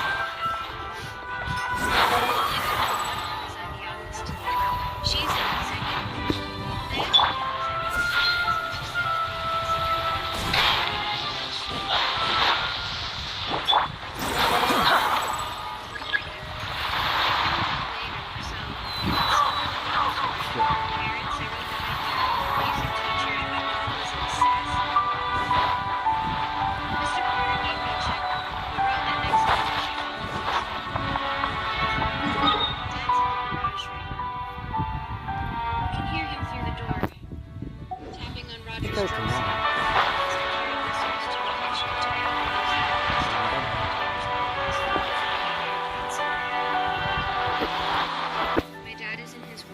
trying to write music.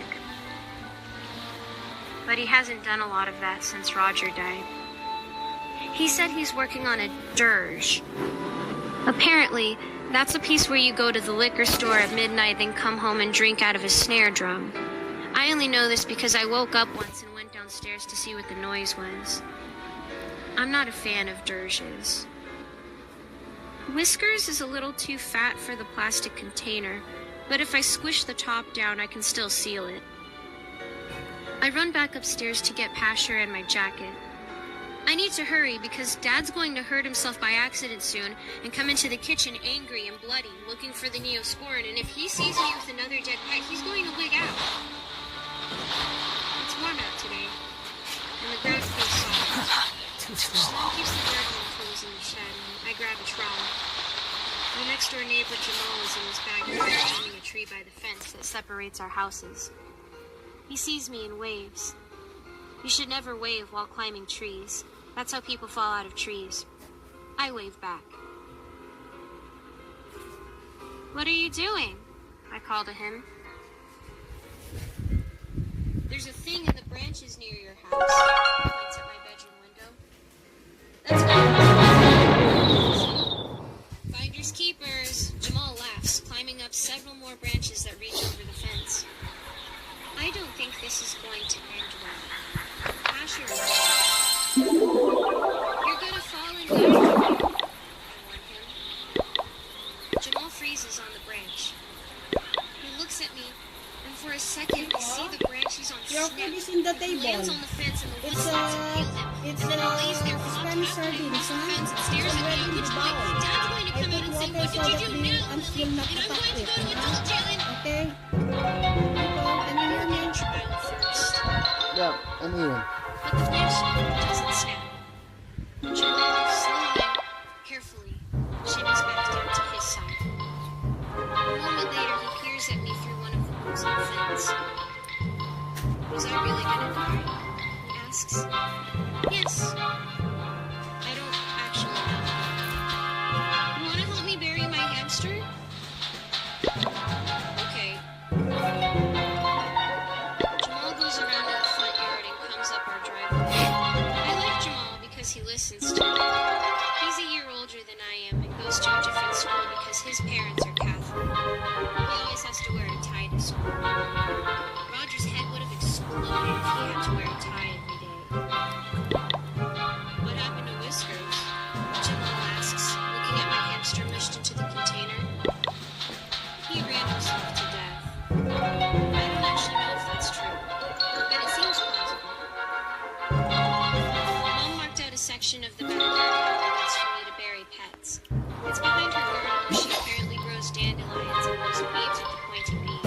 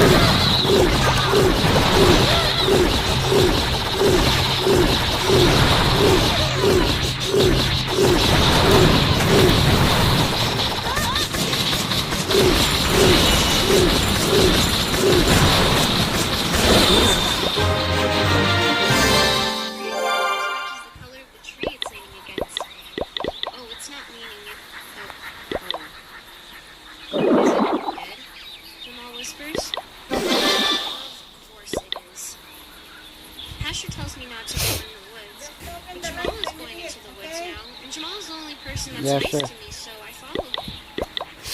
He stops at the bunny and nudges it with his shoe. Hey, Jamal got your shoes. They're blue and they got big slips on them. I didn't even notice before. The bunny looks like a pile of fur. Jamal kneels down to see if it's a bullet or something, and I notice a couple of clouds in the brush behind us. They're also dead. I don't see any blood on him, says Detective Jamal. I use my boot to brush some leaves over the dead birds. What the heck? Jamal is standing up again, and he's staring further into the trees. Well, go home, Asher tells me. No, don't go home. I'm sorry, Asher. Jamal steps past the bunny and crunches through the shrubs and sticks until he comes to a big pair of branches lying on the forest floor. Except they aren't branches. It's a deer. One of the male ones, like Bambi, with big antlers. Its eyes are gone, and you can see into its head. But it's dark in there, so you really can't see anything, but its eyes are just a pair of holes. Its fur looks like it got run through a washing machine. It's all matted and slick. The whole thing is just laying there in the bushes with its head on sideways and its antlers sticking out waiting for something to trip and fall on them. What? What the heck is going on? Jamal's eyes are bugged out and he's visibly shaking. I wonder if it's possible.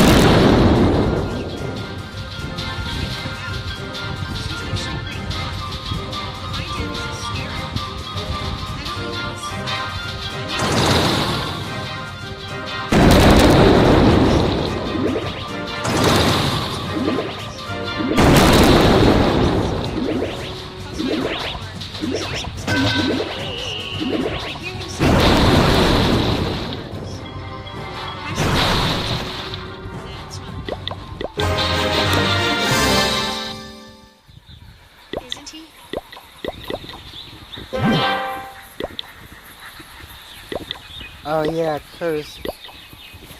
Motherfucking curse. Hey there kids, it's me, Mr. Creepypasta, and once again, it's the end of tonight's video. So I want to tell you all thank you for listening or watching however you hear my voice. Whether it be on YouTube or on the podcast, thank you so much for being here with me. There's going to be a new story every Tuesday, Thursday, Saturday, and Sunday night right here on YouTube. Or, if you're not watching on YouTube, that means the podcast gets uploaded on SoundCloud, Google Play, and now the podcast is on Spotify. So if it's easier for you guys to listen there than it is to listen on YouTube, then hey, not such a bad deal, right? As always, any support you guys give towards Mr. Creepypasta's Storytime really does help me out. I can actually keep the lights on in the house, and I can get nice little cat treats for Hercules. Okay, sorry for taking up so much of your time. Thank you guys for listening once again. And sweet dreams.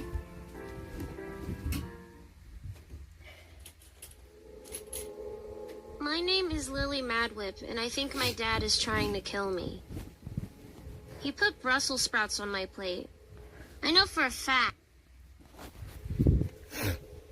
My name is Lily Madwhip, and I think my dad is trying to kill me. He put Brussels sprouts on my plate. I know for a fact that Brussels sprouts are poison. Pastor says they're not, but they sure taste like it, I think.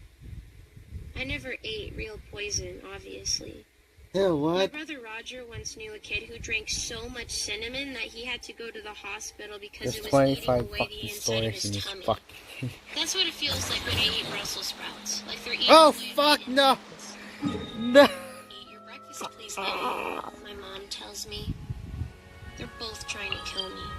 Brussels sprouts aren't even for breakfast. What kind of parents make their child eat Brussels sprouts for breakfast? I ask them this question. What kind of parents make their child eat Brussels sprouts for breakfast?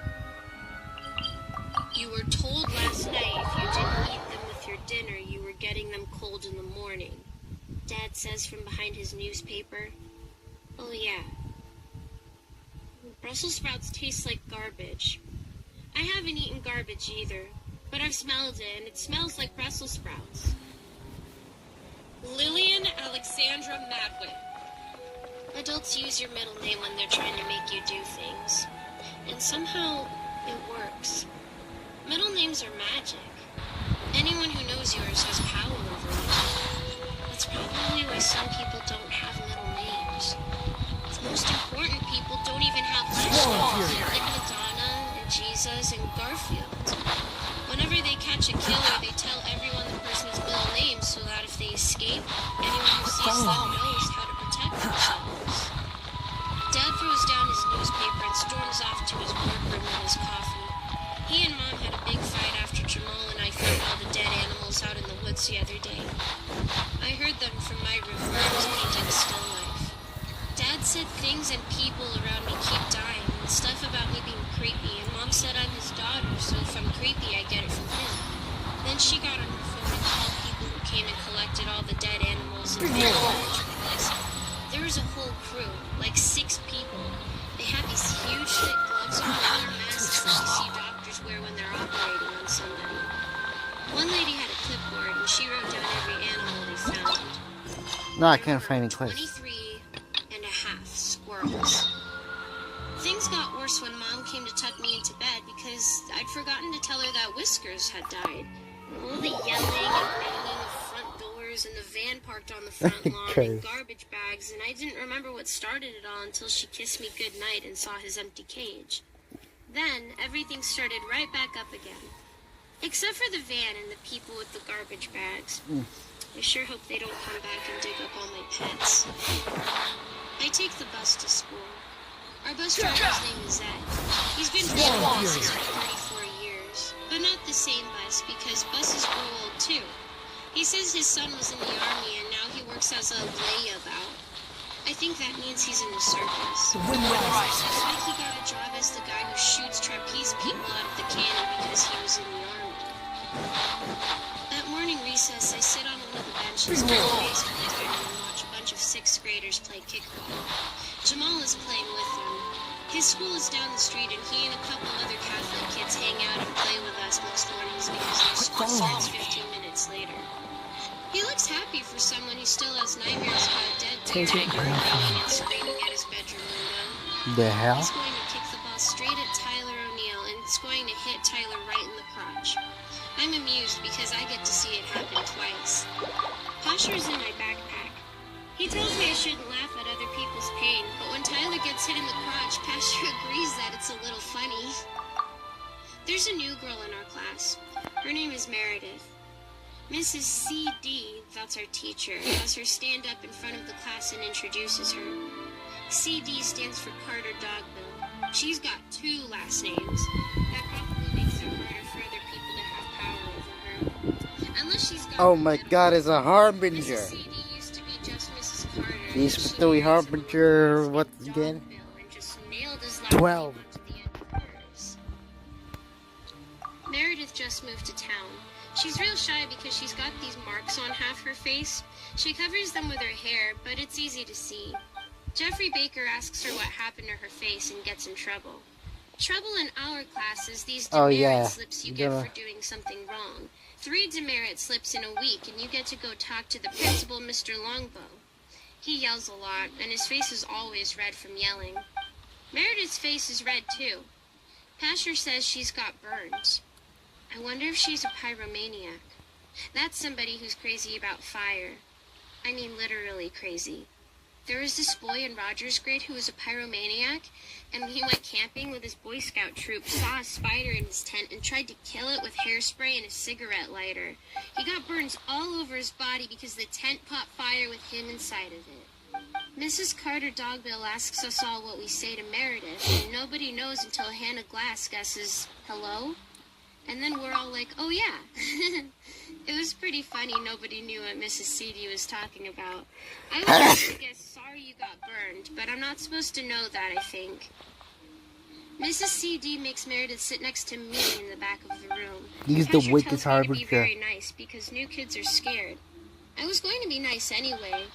I make sure to blink a lot because I don't want her to think I'm staring at her burns. They make her face look kind of waxy, like a candle. Hi, I'm Lily, I tell her. New kids are the best because I haven't freaked them out yet. I know.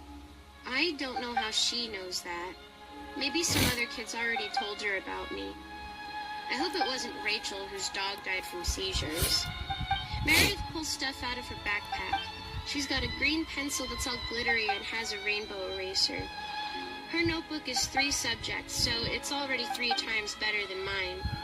She pulls out a Barbie doll and sets it on the front of her desk like I do with Pasher, and this thing is horrifying. It's got no clothes at all, and most of its hair is missing. There's black scorch marks on its face, and one of its hands is melted into a lump.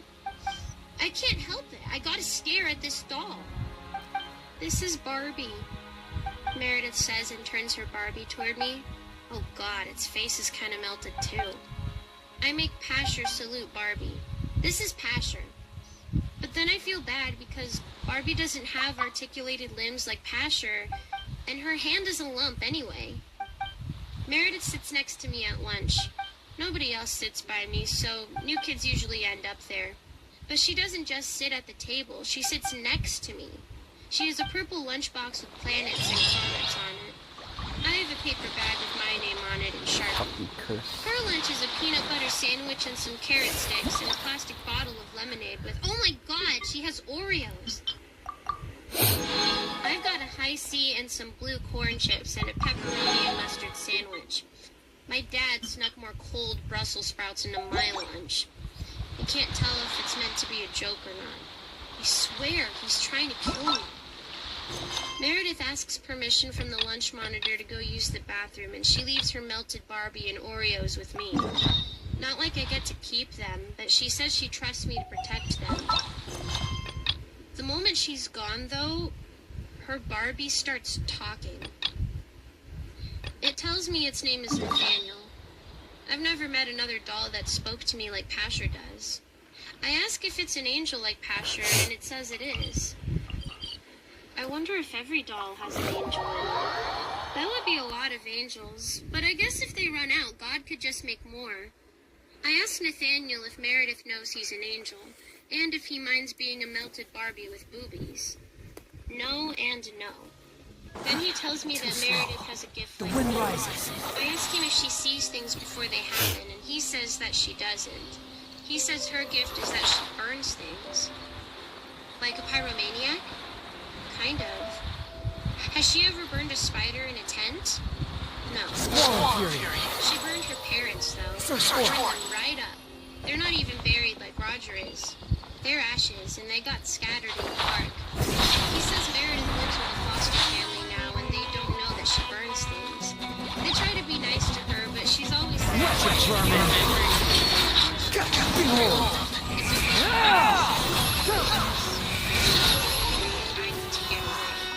That's when she starts burning things.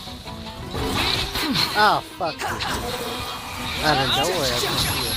Oreos and melted Barbie, but I'm scared now because what if someone hits her with a dodgeball in gym class and she sets us all on fire? The boys want to play dodgeball all the time because it's the only time they can hit us girls and not get in trouble. The bell rings for afternoon recess, and Meredith lets me have one of her Oreos because all I got left are Brussels sprouts. Do you want to play on the swings? She asks. Okay. I'm sweating the whole time we're swinging. Out of fear, not because Meredith is hot. I don't know how she burns things. Nathaniel didn't tell me. I think she uses her mind, but maybe she has laser eyes like Superman and Cyclops. Those are comic book characters, though. They're not real. Lisa Welch and her crew of jerk girls start coming over. She always looks smug. Probably because she is smug. Her dad is a dentist, so her teeth are always perfect, and she likes to show them off by smiling at everybody, even people she hates, like me. I'm probably going to need braces. I know Lisa and her friends are going to make fun of Meredith because making fun of people who look different is their favorite thing to do after chasing the boys around the baseball diamond when they're trying to play kickball and telling each other stories about stupid stuff their parents bought them, like briar horses and jewelry with their names on it in case they forgot their stupid names. Stupid Lisa Welch and her crew of jerk girls. Hi, Lily, Lisa says. She makes it sound like she's sitting and says hi. I guess that's how smug people do things. Who's your new friend? I hop off the swing and stare at Lisa because I'm good at staring. If you don't go away, you're going to trip and break your front tooth on a rock. I'm lying. But Lisa Welch and her crew of jerk girls don't know I'm lying. They just know that I tell people things before they happen. She covers her precious mouth and starts to run away. But then she trips and falls on her face, and next thing we all know, she's crying and clutching her face and bleeding from the mouth, and they're all yelling to one of the recess monitors that I put a curse on her. The Welch and her crew of jerk girls don't know I'm lying. They just know that I tell people things before they happen. She covers her precious mouth and starts to run away. But then she trips and falls on her face, and next thing we all know, she's crying and clutching her face and bleeding yelling to one of the recess monitors that I put a curse on her. I'm just shocked. Lily Madwood put a curse on Lisa, they're crying. Lisa's wailing like a banshee. That's an Irish ghost that screams all the time. I saw one in an episode. Mr. Longo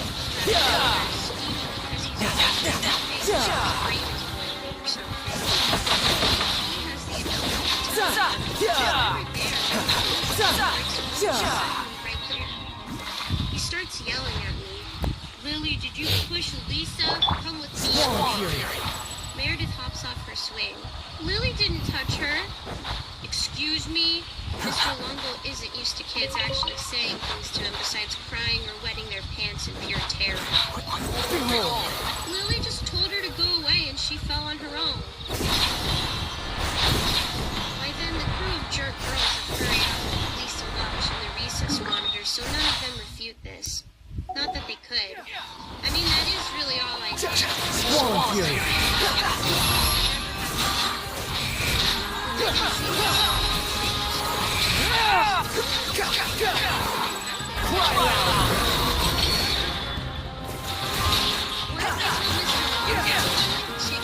Started clucking like a chicken. That makes me giggle. Mr. Longo notices. He didn't see my thoughts though, so it's not funny to him. I am going to his office anyway. He likes paintings of eagles. They're all over his office. I wonder if it's because he's bald like the eagles. Maybe he wishes he was a bald eagle. I have to tell him again that I didn't touch Lisa Welch. I just told her to go away and she tripped and fell and broke her tooth on her own. I leave out the part where I told her that she'd trip and break her tooth before it happened. Mr. Longbow lets me go, but tells me to stay away from Lisa Welch. I had no intention of hanging out with her anyway. She and her crew The wind rises.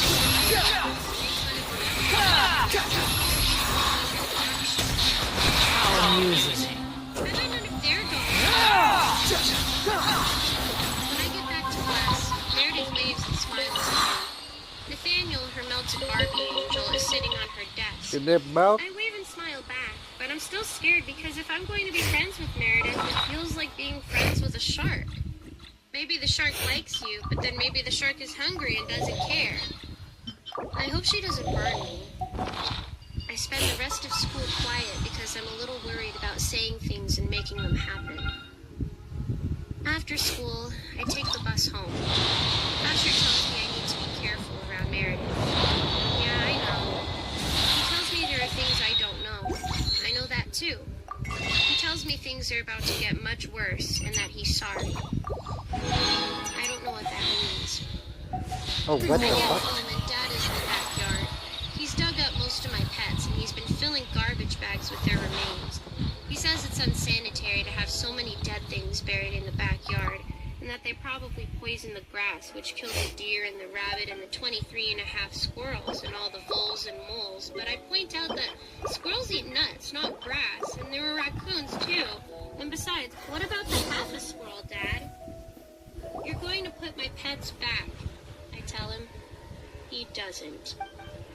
I don't know why it worked on Lisa Welch and not my dad. Instead, he tells me to go do my homework, and that we're having pork chops and asparagus for dinner tonight. Asparagus? I'm telling you, he's trying to kill me. The wind rises.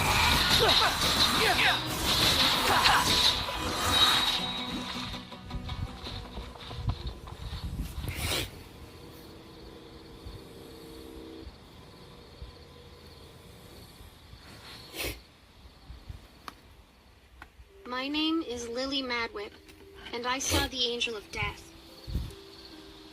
Did you take a bath last night, Lily? That is not the Angel of Death. That's my mother. Maybe sometimes she acts like the Angel of Death, though. More often she acts like Anubis. He's a god from Egyptian mythology.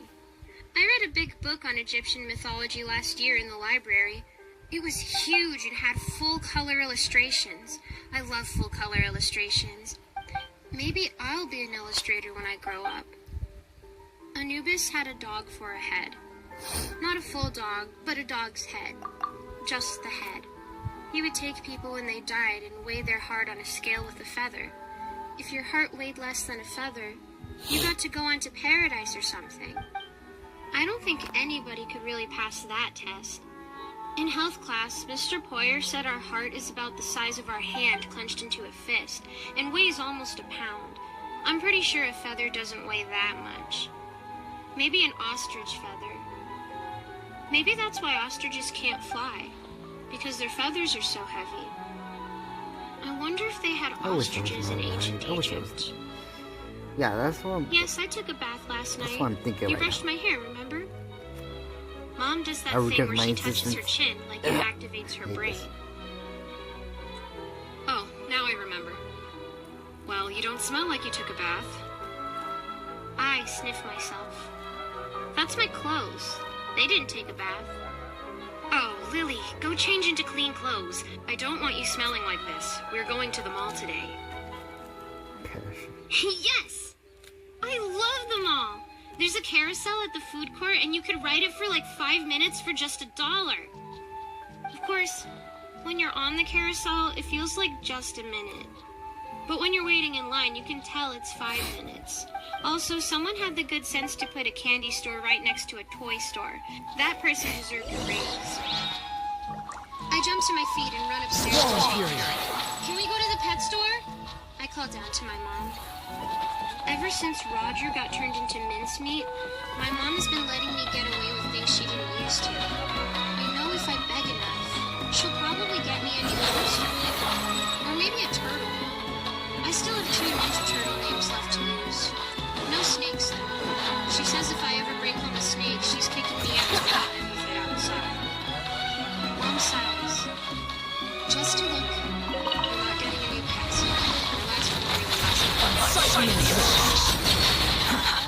too slow. Behold!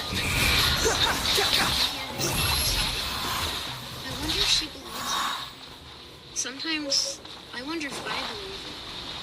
I come back down in clean clothes. Pressure is tucked into my arm, dapper as always. My dad is putting on his shoes and coat and notices me. I hug Pasher. Leave the doll, Lily. What? No. I'm not leaving Pasher. He's my angel. That would be like Wren without Stimpy or Gilligan without Skipper.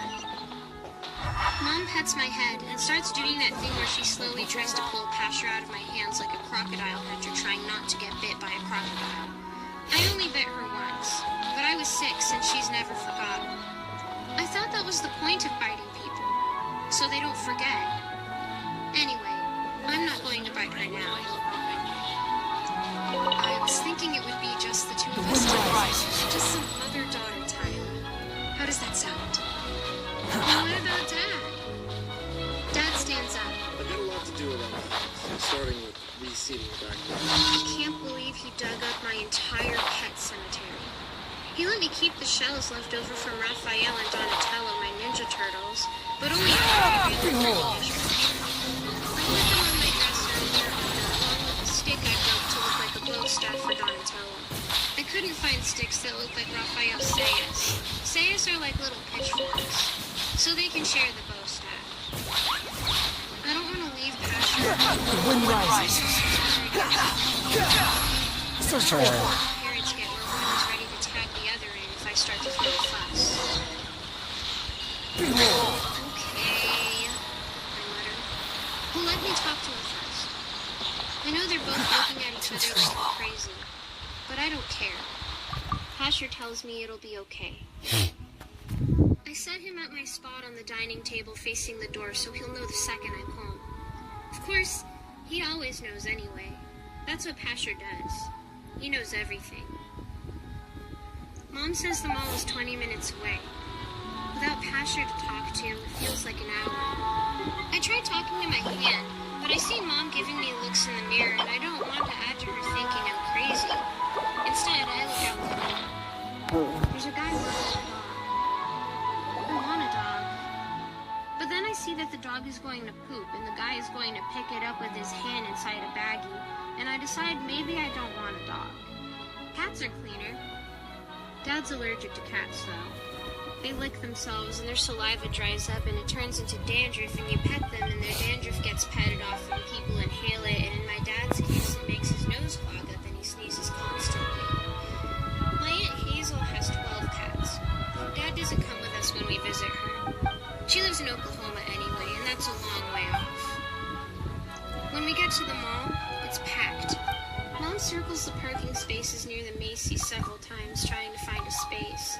I don't know why she doesn't just park in one of the 1,000 empty spaces farther out. There are other people doing the same thing as us. It's sort of a game grown-ups like to play, like musical chairs, only with parking spots. I heard you made a new friend at school, Mom says as we finally walk to the store. Maybe. I don't want to talk about Meredith, because I might mention her burning people or her melted Barbie Nathaniel.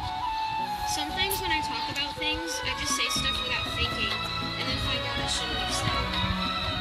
Maybe if I hadn't told Roger he was going to die, he wouldn't have died. I got a call from your principal that you were in his office because of an altercation. I don't know what that is. It sounds like some sort of vacation where you turn into an animal. Did you get into a fight with Lisa Welch? No, I told her to go away and she ran off and fell on her face. Then her friend said I did. I don't mention that I told her she was going to break her teeth and then she broke her teeth. I especially don't mention that I had made it up, but it happened anyway. Squall So, Fury! I didn't touch her? I shake my head. Follow When me. we're at the mall, are you going to abandon me here? My mom would. Follow me. The wind rises. Some parents do that to their kids. They take them somewhere far off and just drop them off and then go home. I saw a cartoon once where someone did that to their dog. They pretended they were going on a picnic and threw the dog a stick to fetch, and while the dog was waiting inside, they piled all the stuff back into the car and drove away. I wanted to find some new clothes for you, that's all. They were growing out of the ones you have. That's not true. I don't think I'm growing at all. We have a chart on the inside of the Follow me. The wind rises. Roger and me stand up straight, and they made a mark with a pencil and then wrote our name and our age and our height. I don't think mine has moved an inch in over a year. Roger's last measurement was back in August. Sometimes Dad stands there and stares at it and gets real sad. Then goes and works on a dirge. We walked by the food court. There's like 100 kids waiting to ride the carousel. I hope they clear out by the time we come back, because I like to get on and ride and then run back in line and get on the next one over and over until Mom makes me stop. The girl who was working the carousel told me I was such a good customer that I got my next ride because I was so fast. Oh shoot, I didn't lose my piggy bank. I forgot my money. Don't worry, honey, I've got cash if you want to ride the merry-go-round later. She's being highly suspicious with her generosity. Normally, if I forget to bring money, I'm SOL, as Mom says. That stands for something bad, but I didn't say the S word, so it doesn't count. I'm still not allowed to say SOL, though. At least to other people. There's a lady with 4 little kids hanging onto her dress, and she's carrying a tray of food. She's going to trip over one of the kids and spill all the stuff on her tray that she's just paid for. Like any second now. Oh God, maybe I should help her. But what if I run over and startle her and she trips and spills the stuff anyway? Then it's my fault instead of her kid's fault. And I don't want to get into any trouble. No one's going to get seriously hurt. It's just going to be loud and there's going to be yelling and crying. Sometimes I wish I could see things before they happen. Let's hurry! I grab Mom's sleeve and try to pull her past the food court to get away before it goes down. What on earth is your hurry? She asks. Then the lady trips behind us and Mom turns to look at the commotion as the tray bangs on the floor and the soda spills on her kid's head. He starts crying, she shrieks in panic, and everyone's stopping and looking except me because I already saw it happen. I think Mom pieces together a bit that my rush had something to do with the lady spilling her food. But she comes to the wrong conclusion. Lily, did you make them? She looks at me and she's got a kind of mix of fear and concern in her eyes. Not anger, thank goodness. No, what do you mean? She goes back to convincing herself that things are normal. Never mind, nothing. The sound of the lady yelling and her kids crying seems to fade away. But it's not like a we're walking away kind of thing. It's more like someone twisted the knob on the radio and turned down the sound kind of deal. I look back over my shoulder, and I can see her grabbing a handful of napkins and trying to wipe her son off. And there's the son with his mouth open bawling. But the entire scene looks like I'm watching it on TV and someone pressed the mute button. It's not just me either. Other people are looking around kind of confused. I see a guy on his cell phone and his lips are moving, but then he holds the phone up to look at it like it burned him, and he adjusts his necktie and seems to cough, but there's no sound, so he starts talking really loud and it maybe sounds like a muffled shout. Where did the sound go? I look up at my mom, who doesn't seem to notice, and I call her name. Mom? But nothing comes out. My voice is gone. Mom, can you hear me? She turns to look at me, and I think for a moment she did hear me, but she flashes me a smile and then looks away. Maybe I'm going deaf? Why can't I hear anything? After we pass a kiosk selling phone cases, the sound comes back. It feels like being trapped in a soundproof box, and then kicking the lid off and finding yourself in a dinner party. Mom stops, still holding my hand, and looks at me. That was weird. Did it just get louder? She says. I nod. I couldn't talk. She ignores what I said. How strange. She's going to come up with some explanation for just what happened, I know it. She always does. Sometimes I think I could melt the car with my brain and she'd tell me it must have been sunspots or something. I can't actually melt the car with my brain. I can't even pop popcorn. Maybe when we go back to the food court I can have some popcorn. Only now I kind of don't want to go back to the food court. There's something strange going on there. Puppies! I see the pet store. They keep all the puppies and kittens in glass boxes right out front so people can look at them. You're not supposed to actually buy from those kinds of stores because someone said they get their puppies from puppy mills. I thought mills were used to grind up grain. I read that in a book. Wouldn't a puppy mill grind up puppies? Poor puppies. Maybe these were rescued from being ground up.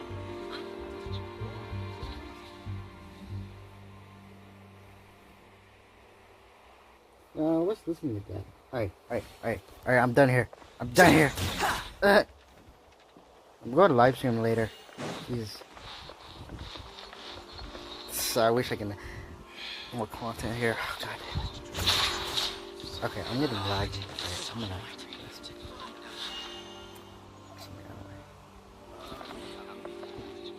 Dude, can I listen to Tales from the gas station? I could, but.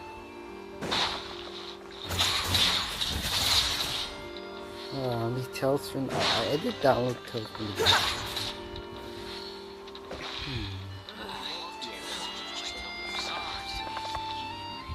Okay, I'm done here. I'm done.